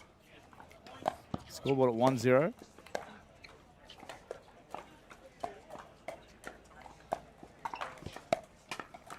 Oh, the flag. Oh, that's the first little bit of energy we've seen in a long time from Joey Wild. Yeah, he's someone that feeds off energy, Joey. And what happened there was the duo of Do and Trong will push to the right side of the court. Joey recognizing the gap on the left, punched it in the corner.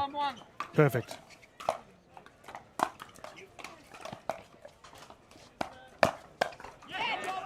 Okay, this is dangerous. Joey Wild, 2 quick points in a row.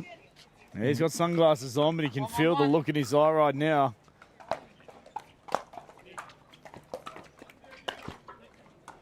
Ooh. Yep.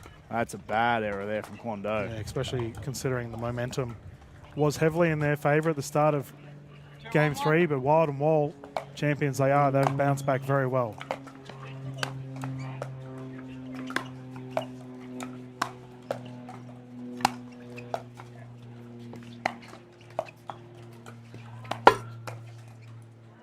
Just wide. I think what an interesting talking point will be is we understand the pickleball prowess that both Wild and Wall have. Wild has started to find his groove again. Wall a little bit off, but if they're both firing, like we saw in Game 1, absolutely look out. Joey Wild, he's starting to feel himself, and he can come clutch at any point in time. And as you mentioned, there's a little bit of dip here for George Wall, but it doesn't matter. These 2 fellas, top of their game, one of them will fire. Yeah, balancing each other out, and still such a lethal duo. Yeah. There's a timeout, smart timeout, considering momentum definitely in the way of the WW. Wild and Wall combination. Feeling very comfortable thus far. As what a beautiful day we've got here at Tweed Heads. And we've got our gold medal, Ben, coming up with our ladies as well. I believe it's Katie Hart, Jamie Haas taking on Summer Alabona and Rose Van Reek. And that's going to be a lights-out battle, I can tell you right now, viewers. I'm already lost for words to see how that match unfolds. That is four of the very, very best down here in Australia for the PPA Pickleball Tour Australia. I cannot wait for that one. We're only just getting started here on day 3 of the PPA Pickleball Tour Australia, powered by DUPR. We're very excited to have a phenomenal amount of people kicking around so far. The energy is going to be high. The final day, there's always that extra level of engagement, passion, and just absolute energy that lingers around. Back to it, the gents out there doing their thing. 4-1. Wall Wild. Yeah, that's a net roll that didn't favour Joy Wild at all. And the smart time out on the side of Trong and Doe. They will get the ball back. And a 1-4.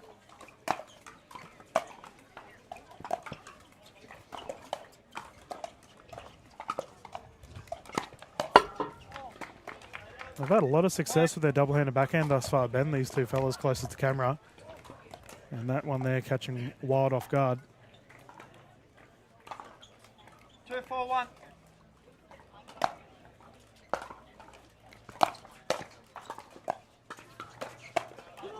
Speed up here from George Wall, effective on this occasion. Just catching Quando a little bit off balance with his shot choice. You can't shape that ball back on in, so they'll side out. 2-4-2. 2-4-2.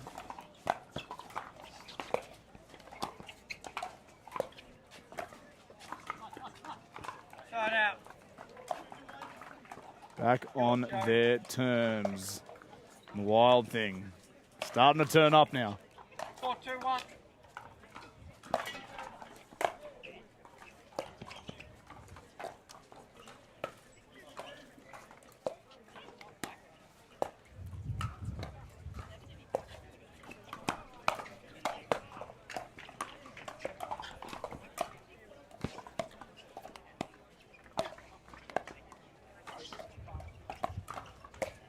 Down the middle, as effective as it was in game 1 and 2. George Wall does it again.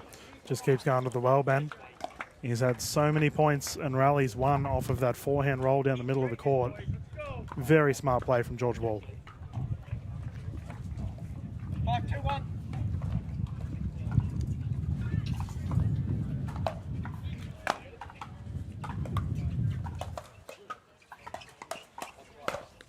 Bodied. There we go. The big George Wall brings up the 6-point rotation, and they have a 4-point lead here, Ben. First thing I noticed off the back of that point number 6 there for Wild and Wall was the energy given from Wall to Wild. Yep. Firing up. Let's go, partner. We've got this. It is game time, and gold medal awaits us. Let's get it done. We're going to jump to a quick commercial before these two teams jump back on out. It's semi-final game 3, winding up. When the world sleeps, greatness rises. And while others dream of the next level, we chase it. Challenging every limit, turning obstacles into stepping stones. Because the next level isn't just handed to you, it's earned. Go next level. Welcome back, ladies and gentlemen. We are here once again at the Tweed Heads Tennis and Pickleball Centre for the PPA Pickleball Tour Australia Tweed Heads Cup Men's Doubles Pro Semi-Final. 6-2 is the scoreboard. The Wild Thing and the Professor doing what they do best, and they take a strong hold on game 3. Yeah, we've got the rotation of sides, and we did see Trong and Doe do really well on this particular side in game 2, so it's going to be curious to see whether the swapping of sides benefits them or not.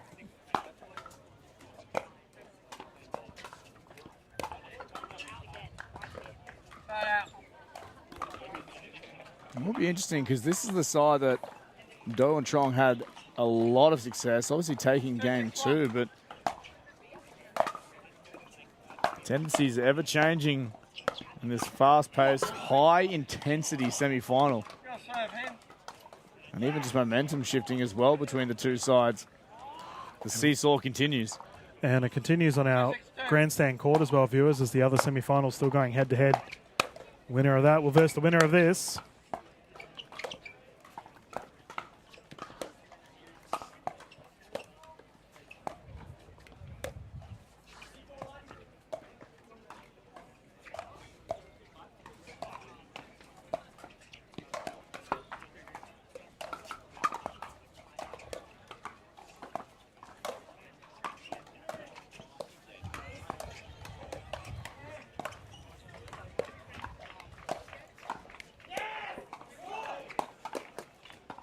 And well from Joey Wild, but Kwon-Do to put it away on the second phase. That ATP was elite, considering we've seen so many ATPs on the right side now, Ben, where it's been kicking around.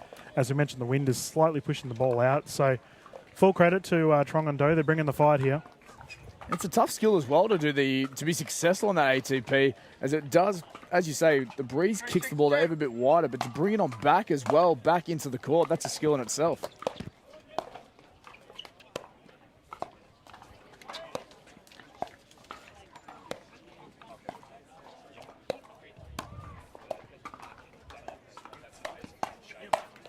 Well played from Joey Wild. Forces his own pop-up and puts it away with ease. Terrific play from the Wild thing. Side out once more, and these gentlemen cruising towards a gold medal berth once more. 6-3-1.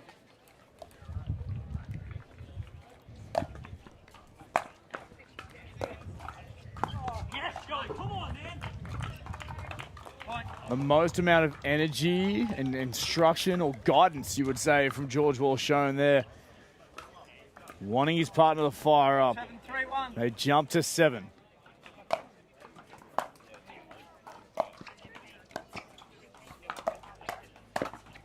Ooh, both keen down the middle. Yeah, we refer to that as a high five hit, Ben, as both paddles collapse. And it gets sent long. Wall to bring it in. They get another chance, though.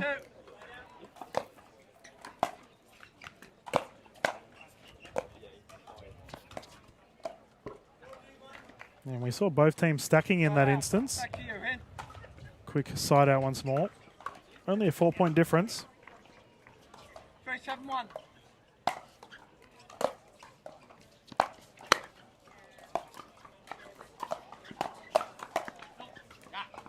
Snag in the corner again. George Wall, seemed rather confident on the swing, but it just snags the corner once again. That was a terrific pickup, considering on the right side from Joey Wild. So fast. What a reset.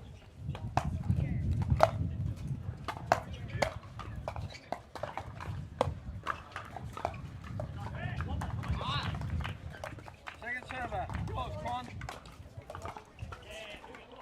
4-7-2.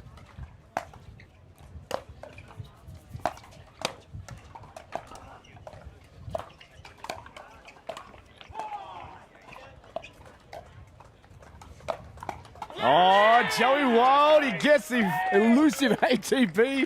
He's finally successful. He shakes the head. He's done it. Yeah, Joey Wild once again pulling out the impossible. He has a tendency of just ripping some crazy angles on that right side. Well played, and that'll fire his side up, no doubt.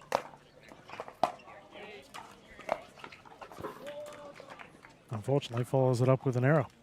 And a basic error at that, unfortunately. A little bit anticlimactic, Joey. Well done. Oh, look, he's just keeping things interesting, isn't he? 7-4-2. 7-4-2 here.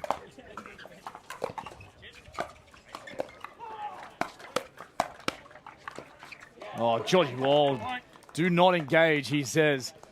Getting it done to get a point on the board, 8-4. Now the brick wall with the rebound. Terrific shots there from George Wall. 8-4-2. 3 points away from a gold medal.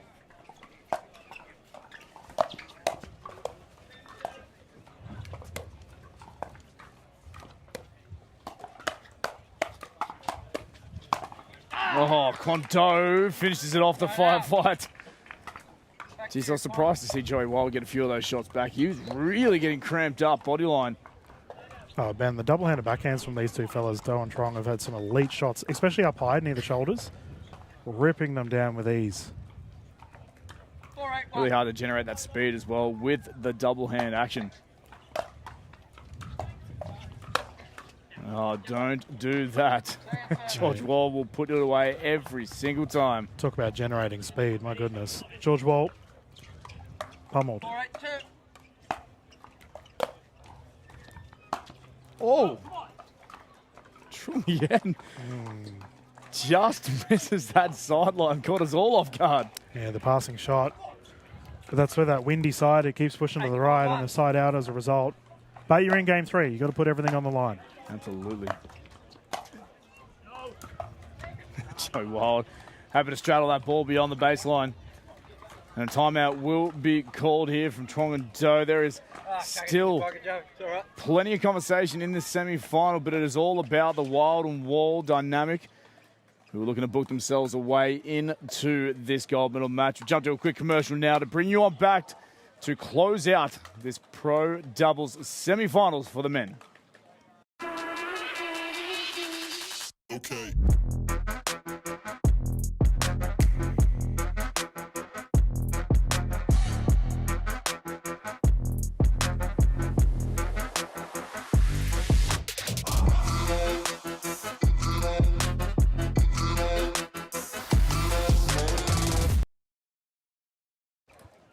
Massive shout out to Hammer, doing good things around the pickleball scene here in the land down under. Joining us here in Tweed Heads for the PPA Tour Australia Tweed Heads Cup.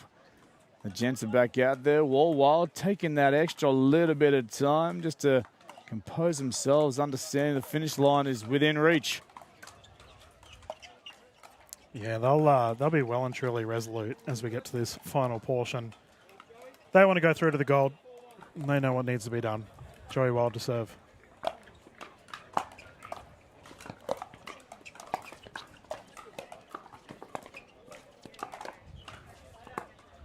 Down the line. Ooh.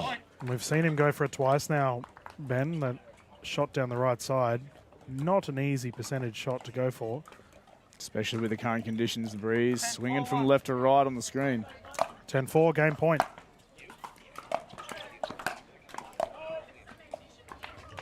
The ball go long, it's done. We congratulate through to the Golden Championship match. This combination of George Wall, Joey Wild, they'll tick the box. They grinded all the way through, and what a grind it was, Dylan. Mate, you've got to give them credit considering how well Doe and Trong played in that game too. I thought they were in a little bit of a pickle, but George Wall and Joey Wild, they just fired. I mean, we saw a little bit of dip for George Wall in the game 3, but as a result, Joey Wild ramped up. So definitely danger signs for their opposition. We can still see their rivals will be playing on the semi-final right now with Grabovic Henry currently in a very close dink rally. But we'll see who wins that match, and we'll continue the action here on our championship court. Yeah, it'll be interesting to see how both teams obviously come out off the back of their semi-finals. They're both in deep 3-setters as well, 3 games matches. So, yeah, there is going to be a very, very interesting gold medal match and championship match coming our way. But up next here on Championship Court, we're going to bring out the ladies. Women's gold medal match, championship match here for the Tweed Heads Cup. Thank you, ladies and gentlemen. Thank you, Dylan. We're joining you live once again from the Tweed Heads Tennis and Pickleball Centre. It is our championship match for the ladies doubles coming up next.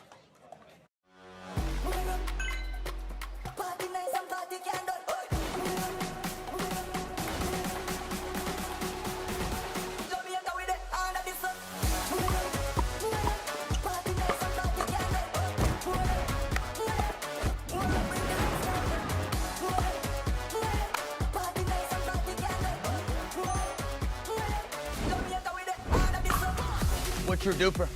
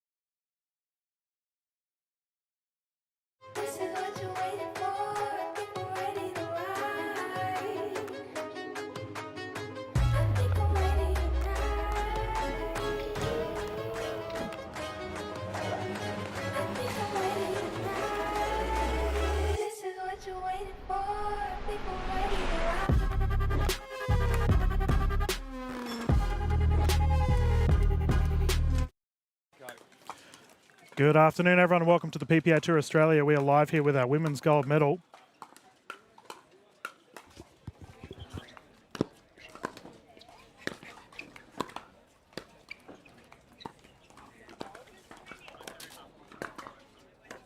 And we're immediately off to a fast start. Closer to camera, we have the combination of Summer Delabonna and Rose Van Rijk taking on Katie Hart and Jamie Haas. We've got a good old-fashioned right-handed v left-handed battle here on our screen. We are live from Voyager Tennis in Tweed Heads. My name is Dylan Kimlin, and joining me in the booth will be Ben Abbott in this game of 3. Our official Adrian Gray utilising the Franklin X40s.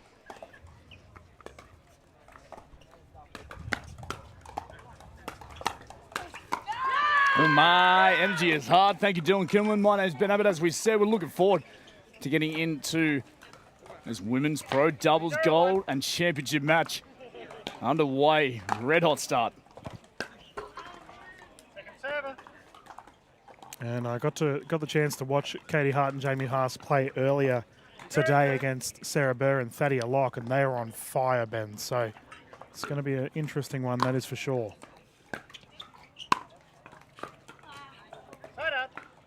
I have to say, Ben, Summer Delabonna playing some of the best pickleball of her career in the last 6 months or so. She's been lights out. So see her on the left side. She had a little bit of a calf complaint earlier this weekend. Ended up taking the gold in the singles anyway.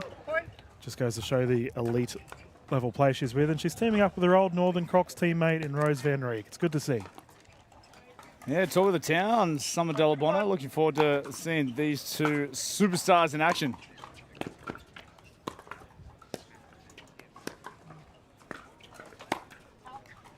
They are taking on the Energizer train.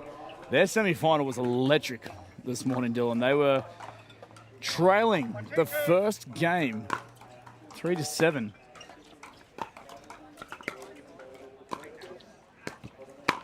They came back, and Summer Delabonna with a wild swing down the line to get it done. They were trailing 3-7 game 1. They came back and took that first game. And then they only dropped another 3 points since that stage, taking the semi-final 2-0. That's so good from Rose Van Rijk. It's going to be interesting here with Jamie Haas on that left side, the left-handed player. So we're going to have some unique battles between Van Rijk and Haas. We have a stacking effect for Summer Delabonna and Rose Van Rijk, with Summer taking the left hand or left side of the court priority.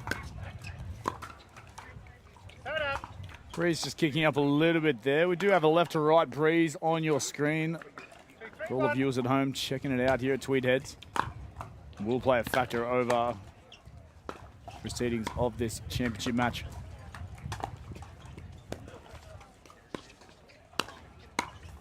Yeah, that's gone long, and Delabonna regarded as having, if not the best double-handed backhand in the Australian pickleball scene, very close to the top. Typically doesn't make errors. And the net roll working in favour for Katie Hart. And Katie Hart, Rose Van Rijk have played many tournaments together as a team. Here they are going to head-to-head.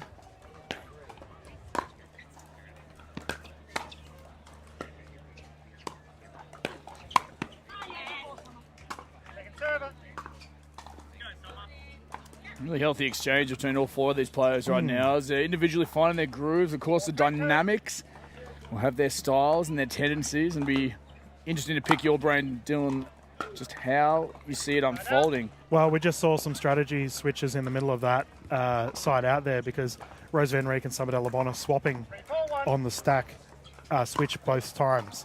So they're changing things up. They're trying to be unpredictable.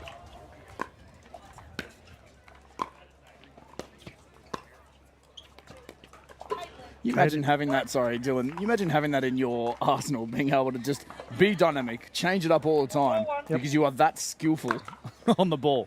Oh, these two are some of the best in Australia. Not surprised at all.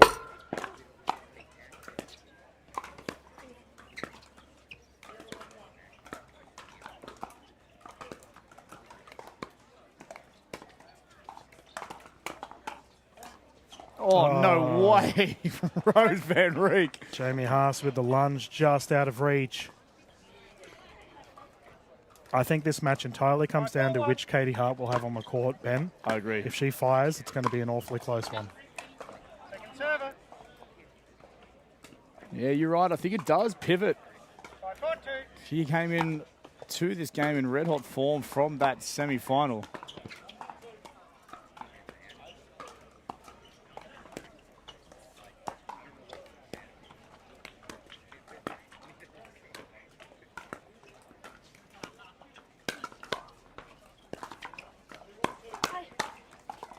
Oh, and this is the conversation right now. Katie Hart is a power player.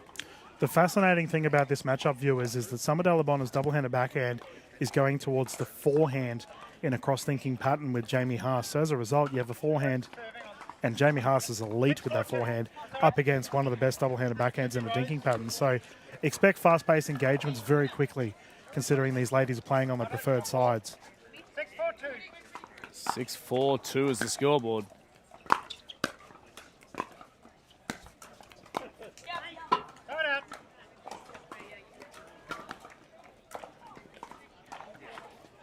Curious to know what will spark the energy between Hart and Haas. Whether it be points on the ball, whether it be a one big power play or something, because as soon as those two dial in together, 5-6-1. that's where the added excitement will come from and danger for their opponents.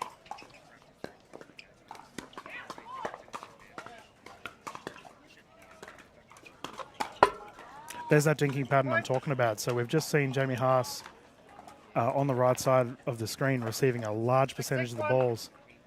She's just got to play consistently, Ben. She's got to give opportunities to Katie Hart. And if she can get a couple of points in a cross-ding pattern against Summer Dellabona, then that's a massive bonus. Yeah, absolutely. The scoreboard starting to tighten up.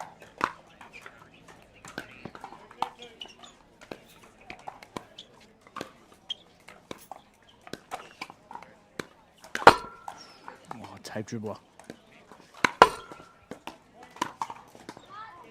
No, Yola net coupling a absolute battering in the middle of that. And it's a little bit of a risky play there from Summer Dellabona. Very low, trying to go low to high movement with the speed up, and it goes well and truly out of bounds.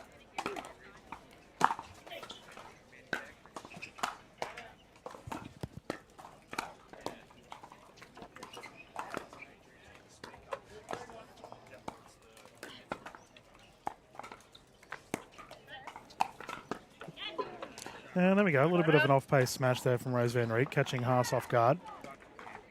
I think Haas was expecting it to be thumped. Not the case, and we'll... 6-7-1. Now, this is interesting, Ben. Haas and Hart opting not to switch.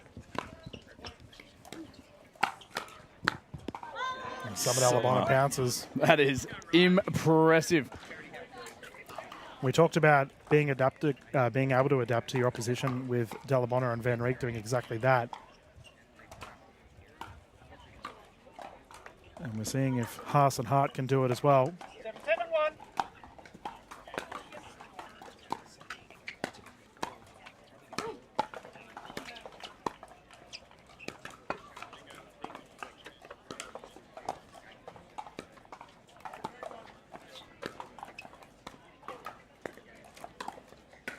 Ah, beautiful.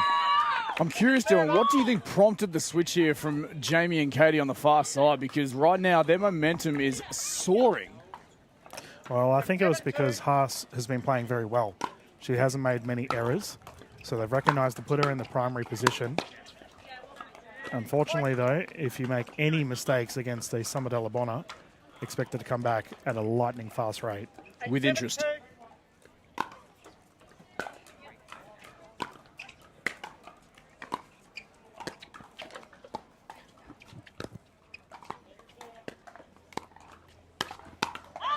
has to be said, Ben. Quite interesting. Rose Van Rieck has been frozen out on the right side of the court. So either it's a strategy from Delabona Van Rieck that Delabona plays a little bit bigger, but currently it's an awfully close matchup, and all of the shots going to the left side of screen.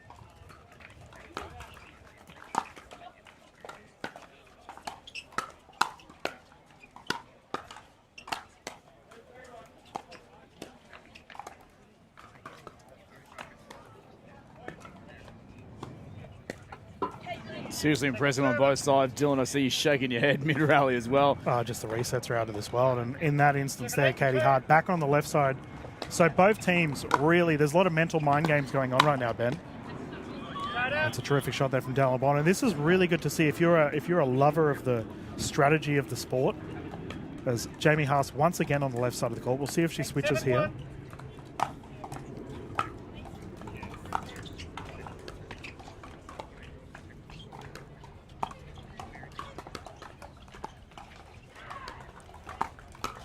Oh, giving a lot of ball there, but Rose Van Rieck pounces at the opportunity, and they will get another point on the board, going to a double lead at 9-7 now. 9-7-1.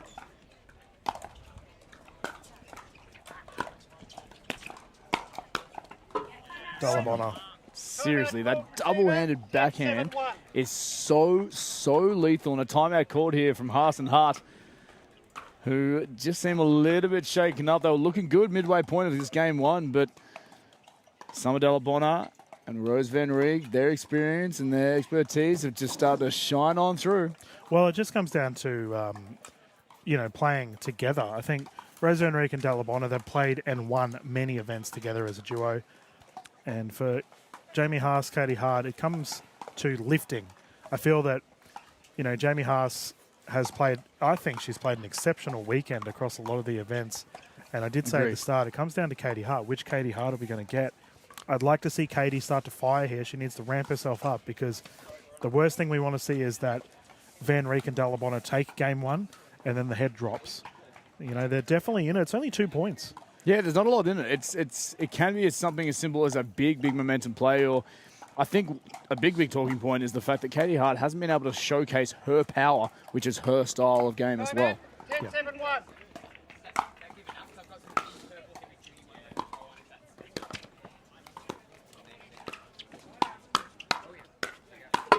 Oh. That's an air roll, and game one has gone to the duo of Delabona and Rose Van Rieck, an 11-7 scoreline. Terrific play on the side of the ladies close to the screen, and the question has to be asked, can Katie Hart and Jamie Haas respond in game two? Yeah, Dylan, only time will tell. We'll throw out a commercial right now as we bring you game two of the Pro Women's Doubles Gold and Championship match. We'll be back in a couple of minutes' time.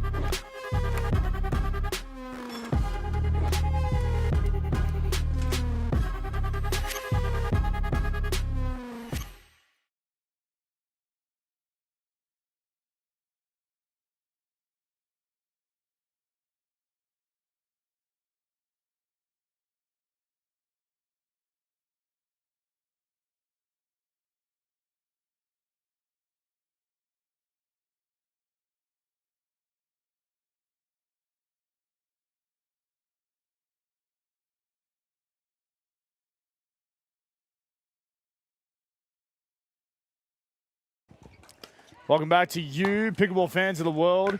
Thank you for joining us once again in Tweed Heads for the PPA Pickleball Tour Australia Tweed Heads Cup. Ben Abbott, Dylan Kimlin with you, and we're into it. And that's the first bit of fire that we've seen, I feel, from Katie Hart, just energy-wise. And she needs to fire up, as you mentioned, in game one. That's what we want. Katie, with the service error. Commentators, guys? No, it's just, if fired up Katie Hart is a good Katie Hart, and hopefully she can bring the energy. She's requested the switch here, so clearly still confidence brimmed. Here we go. Good return. Can they bring the pressure here for this game too? Della Bonner and Rose Van Reek played some very consistent pickleball earlier.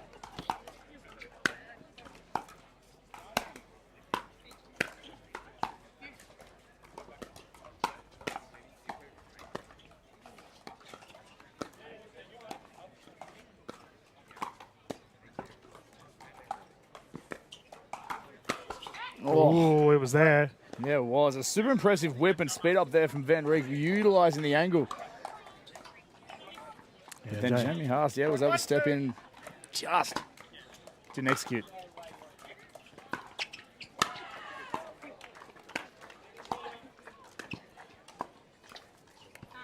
And the dink goes wide, and we're seeing Haas and Hart still opting to change their rotation of their positions around.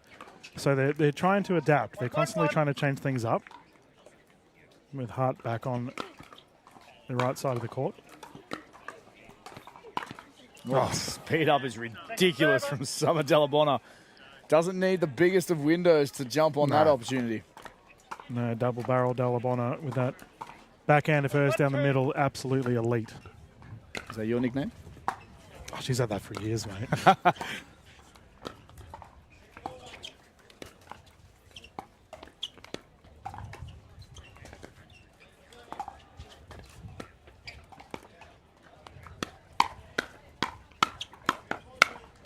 Oh, my. Great battle there from Jamie Haas. I think an important battle won there from Jamie Haas as well. I'd agree. Summer had the dancing shoes on, jumping all around the left side of the court, but just composure from Haas. She held her nerve and won the battle. It was good to see. 2-1-2.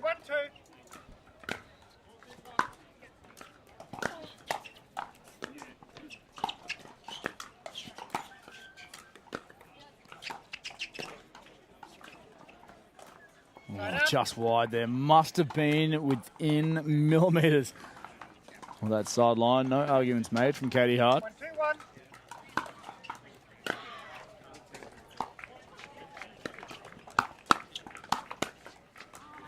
Can't quite get underneath it. A little bit more stabby, I would say, from Katie Hart than controlled and redirecting on the occasion. Second server. 2-2-2.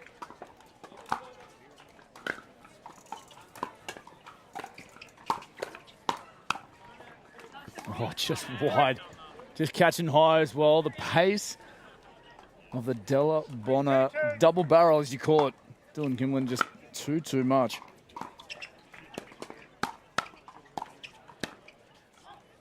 Yeah, well played from Rose Van Reek there. The speed up at the hip of Jamie Haas causing the pop-up.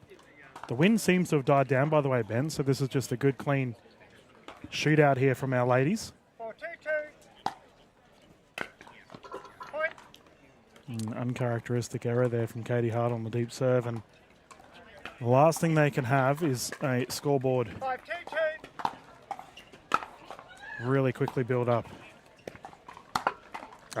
The net roll is too strong, and this is what I had said about the dropping of the head. I'd like to see a timeout here on the side of Hart and Haas, and it looks like that is exactly what is occurring, Ben.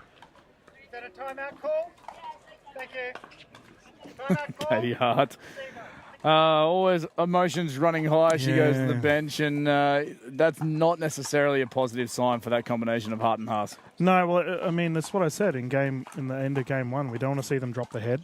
Unfortunately, you know, it's really starting to be a bit of a characteristic we see of Katie Hart, and it sucks because we know how elite she is as a player, but just gets in her head a little bit. And she's playing with Jamie Haas, very experienced player. We can see Jamie and, well, actually, we're on our kitchen cam here, but on the right side of the screen, if we go back to our primary, you can see Price and Haas, Jamie's partner, just on the right, just having a chat to Katie and trying to get the energy back. Jamie with a big smile on her face. It's good to see. Yeah, a little bit of positive body language as well. We'll just showcase a little bit more of what's required, I guess, from that combination as they come back out onto the court. It is a simple energy switch required, and that's where you'll see the skills start to flow and the points start to flow as well, which is what is most required from this combination right now. Well, the ladies will continue once more. Van Reek to bring it in. Healthy lead.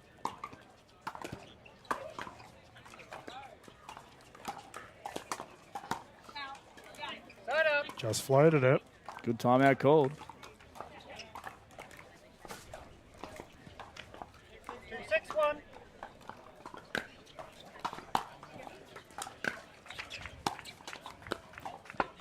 Second server. And just goes to show, Ben, how elite Rose Van Rijk is. You know, we've talked about Summer Delabona quite a bit in this matchup, but Van Rijk has made minimal mistakes.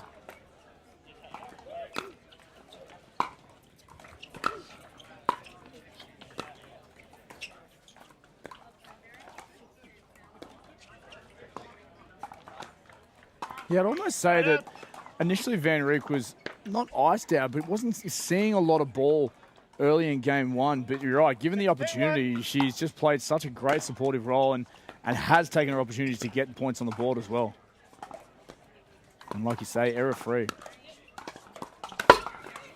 That's better from Katie. And I was actually about to make a mention of it in that when there is a speed up, that strong right side player is so effective, especially in a right-handed duo. I mean, for the lefties that we see close to screen, it's on the opposing side, and Jamie Haas is now playing the supporting role on the left. So it's good for all of our young female players watching around the country that want to learn from the best. A lot of strategy on display.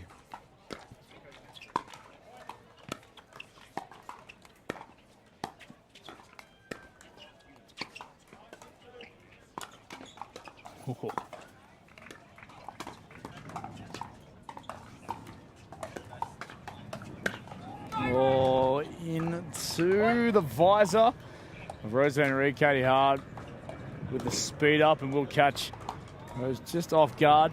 I like that. Honestly, Katie Hart with the Ernie attempt, or a threatening of an Ernie, she's very active in the game. She's trying to lift. Oh, Rose Van Rijk gets one back. Revenge is sweet. I think it's a noticeable factor right now. They're actually understanding and seeing Katie Hart's body language, energy a bit low. So even just trying to ice her out as well. Because we do know how dangerous she can be when she does gain momentum and have an impact on the game. Hammered down from Van Rijk. You know, that instance there went to the middle of the court, and we did see an error earlier today with Hart and Haas not going for a shot down the middle of the court, and it resulted in a point, and the switch here in effect, so Jamie Haas back on the right side of the court. And nothing working for him, Ben. No, 7 points up now for Van Rijk and Delabona. They are running away with this championship match.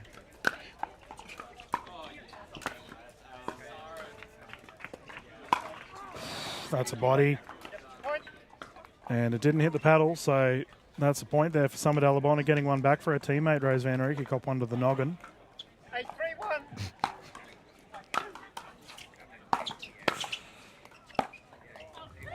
See that communication? So there was a bit of a mishap there on the switch. Jamie Haas sprinting to the left to cover, and they're very lucky that the ball went long. Or is it a tactic? Considering the giggle from Haas, I'm not too sure, mate.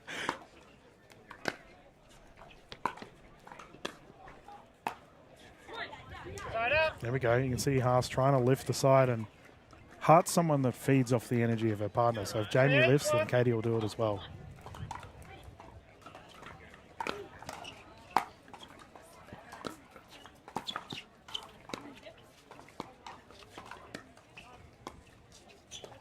Ooh.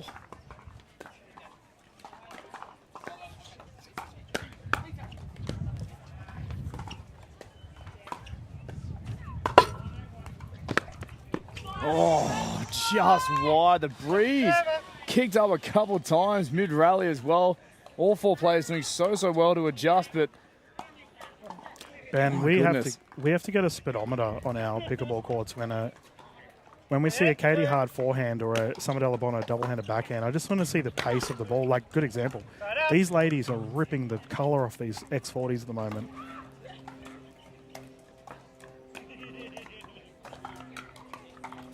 It's warm out there, ladies and gentlemen. These players are battling. It's been a long 3 days. For all four of the players out there on court for the Women's Doubles Championship match. Point on the board, 9. Going the way of Van Rijk and Delabona. Very costly error there.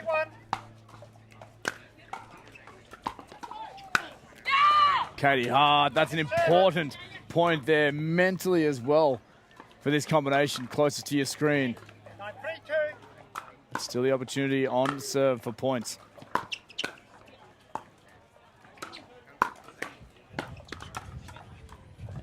Delabonna. I've been saying it for a while now, Ben. Summer Delabonna, as they move to a gold medal point here, she's one of the best in the world. Freakishly good.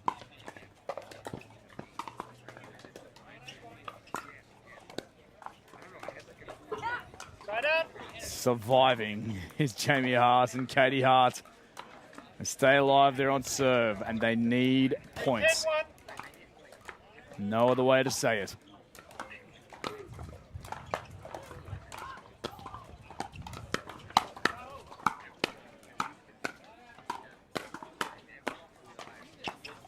Massive play right now. Oh. Rose Van Reek. Critical play. Jamie Haas did so well there to defend multiple times, but Rose coming up clutch again. She's doing her role perfectly right now, Ben. Siding out, back on serve now here. Yeah, that's a low percentage shot there for Katie Hart down the right side with the double-hander backhand. Summer Delabonna's most likely going to win that exchange, and unfortunately the net got in the way. Another gold medal point here. Oh, not twice though, with the net tape having a factor. So they'll go to Delabonna. They'll look to get it done.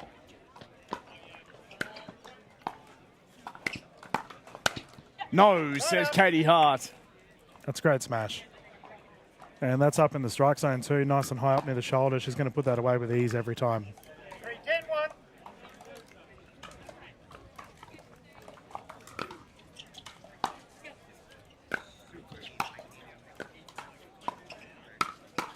Oh, catching some of Delabonna off guard. Jamie Haas with a fantastic speed up there. 10-1.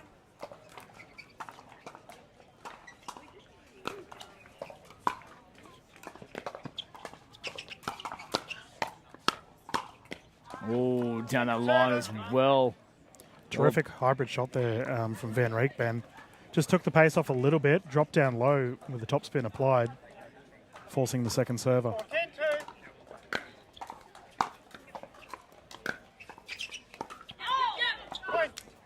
Points. That is a beautiful third shot drop from Katie Hart right on the left side of screen. 5-10-2. Bit of a momentum shift here. This is good. Oh, the ball, I think, just had a lot of topspin on it, so stayed low on the bounce and just caught Katie Hart's paddle on the bottom there. Yeah, the Ernie working well for Delabonna, and once again, all the cookies up for grabs here for Delabonna and Van Reek. Second server. Oh my goodness, look at this energy and just simply the intensity lift around the court.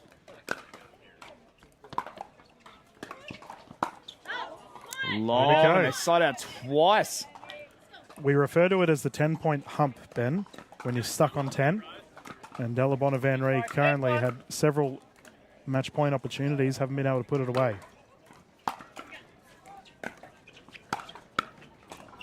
Second server. Unfortunately, they're just not getting anything on the scoring side of the court.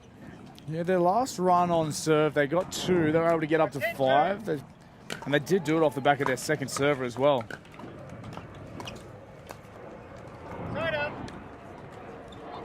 Unfortunate for Katie, she's had quite a few errors on the right side of court as we've got a timeout, I believe, an offensive timeout here on the side of Summer Delabonna and Rose Van Reek. No, it is. They're back on serve, so they're going to go back. And I think right now it's purely tactics. It's purely conversations, understanding what they need to do to get it done. As you said, it's the 10-point pump. They've been sitting there for about probably 4 or 5 phases of serve and haven't been able to break that final deadlock to be able to get the gold medal around the neck and the championship here in Tweed Heads. And Dylan, what do you think that conversation sounds like? Well, I think for them, they've been, to be frank, quite dominant. They haven't lost many points, and they've definitely still got an easy lead here. But it's more about stifling the momentum of their opposition and just resetting. You can see Jake Rewall on the sidelines there, just having a chat to the ladies, and they're all smiles. Like Summer and Rose have got a wonderful relationship. They've been playing together for a long time. And for them, this is just business as usual. Yeah, I think as well, it might be just a small lapse in patience, and that's all they needed, just 30 seconds. And they may not have even spoken anything pickleball.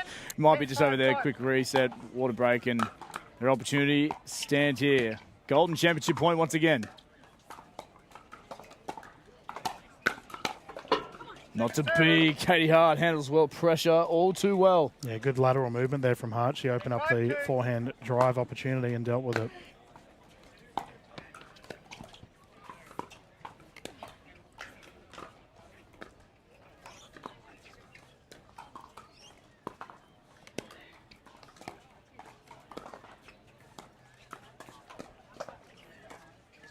Oh, Summer Bonner thinking about the speed up. Oh, that'll get it done. What a way to finish off the championship match. We congratulate the winners here. Summer Bonner, Rose Van Rijk. They take it in an incredible 2-game battle, and they are the champions of the Tweed Head Cup.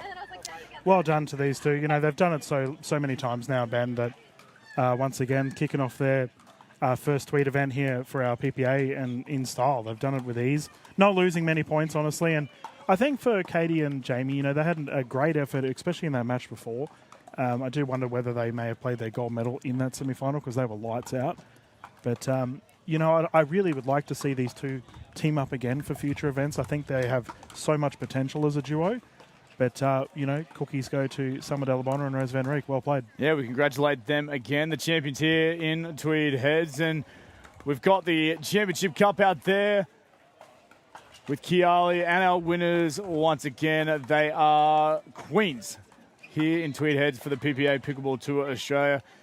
Congratulations to them. We're going to close out this stream, and the next stream here on Championship Court, we cannot wait. Dylan, you and I are calling the championship match of the Major League Pickleball Australia gold medal game. It's going to be awesome, mate, and looking forward to seeing Crocs taking on the hustle. Yeah, absolutely. Cannot wait for that one. Stay dialed in. You can jump over to the grandstand court as well, where we do have the pro women's doubles bronze medal match still happening. It is all still to play for across there on that court. But our champions, once again, for the pro women's doubles, we congratulate Summer Bonner and Rose Van Rijk. They're not just thinking about only performance, they're thinking about the growth of the game. When I first started, I needed something, and then I needed something different as I got better. And Yola was really great about working with me specifically to help create that for everybody. And as somebody enters this game for the first time, they're going to go through a huge learning curve. And as they experience the full expression of the sport of pickleball, Yola's there to meet them with the performance and technology. Let's play.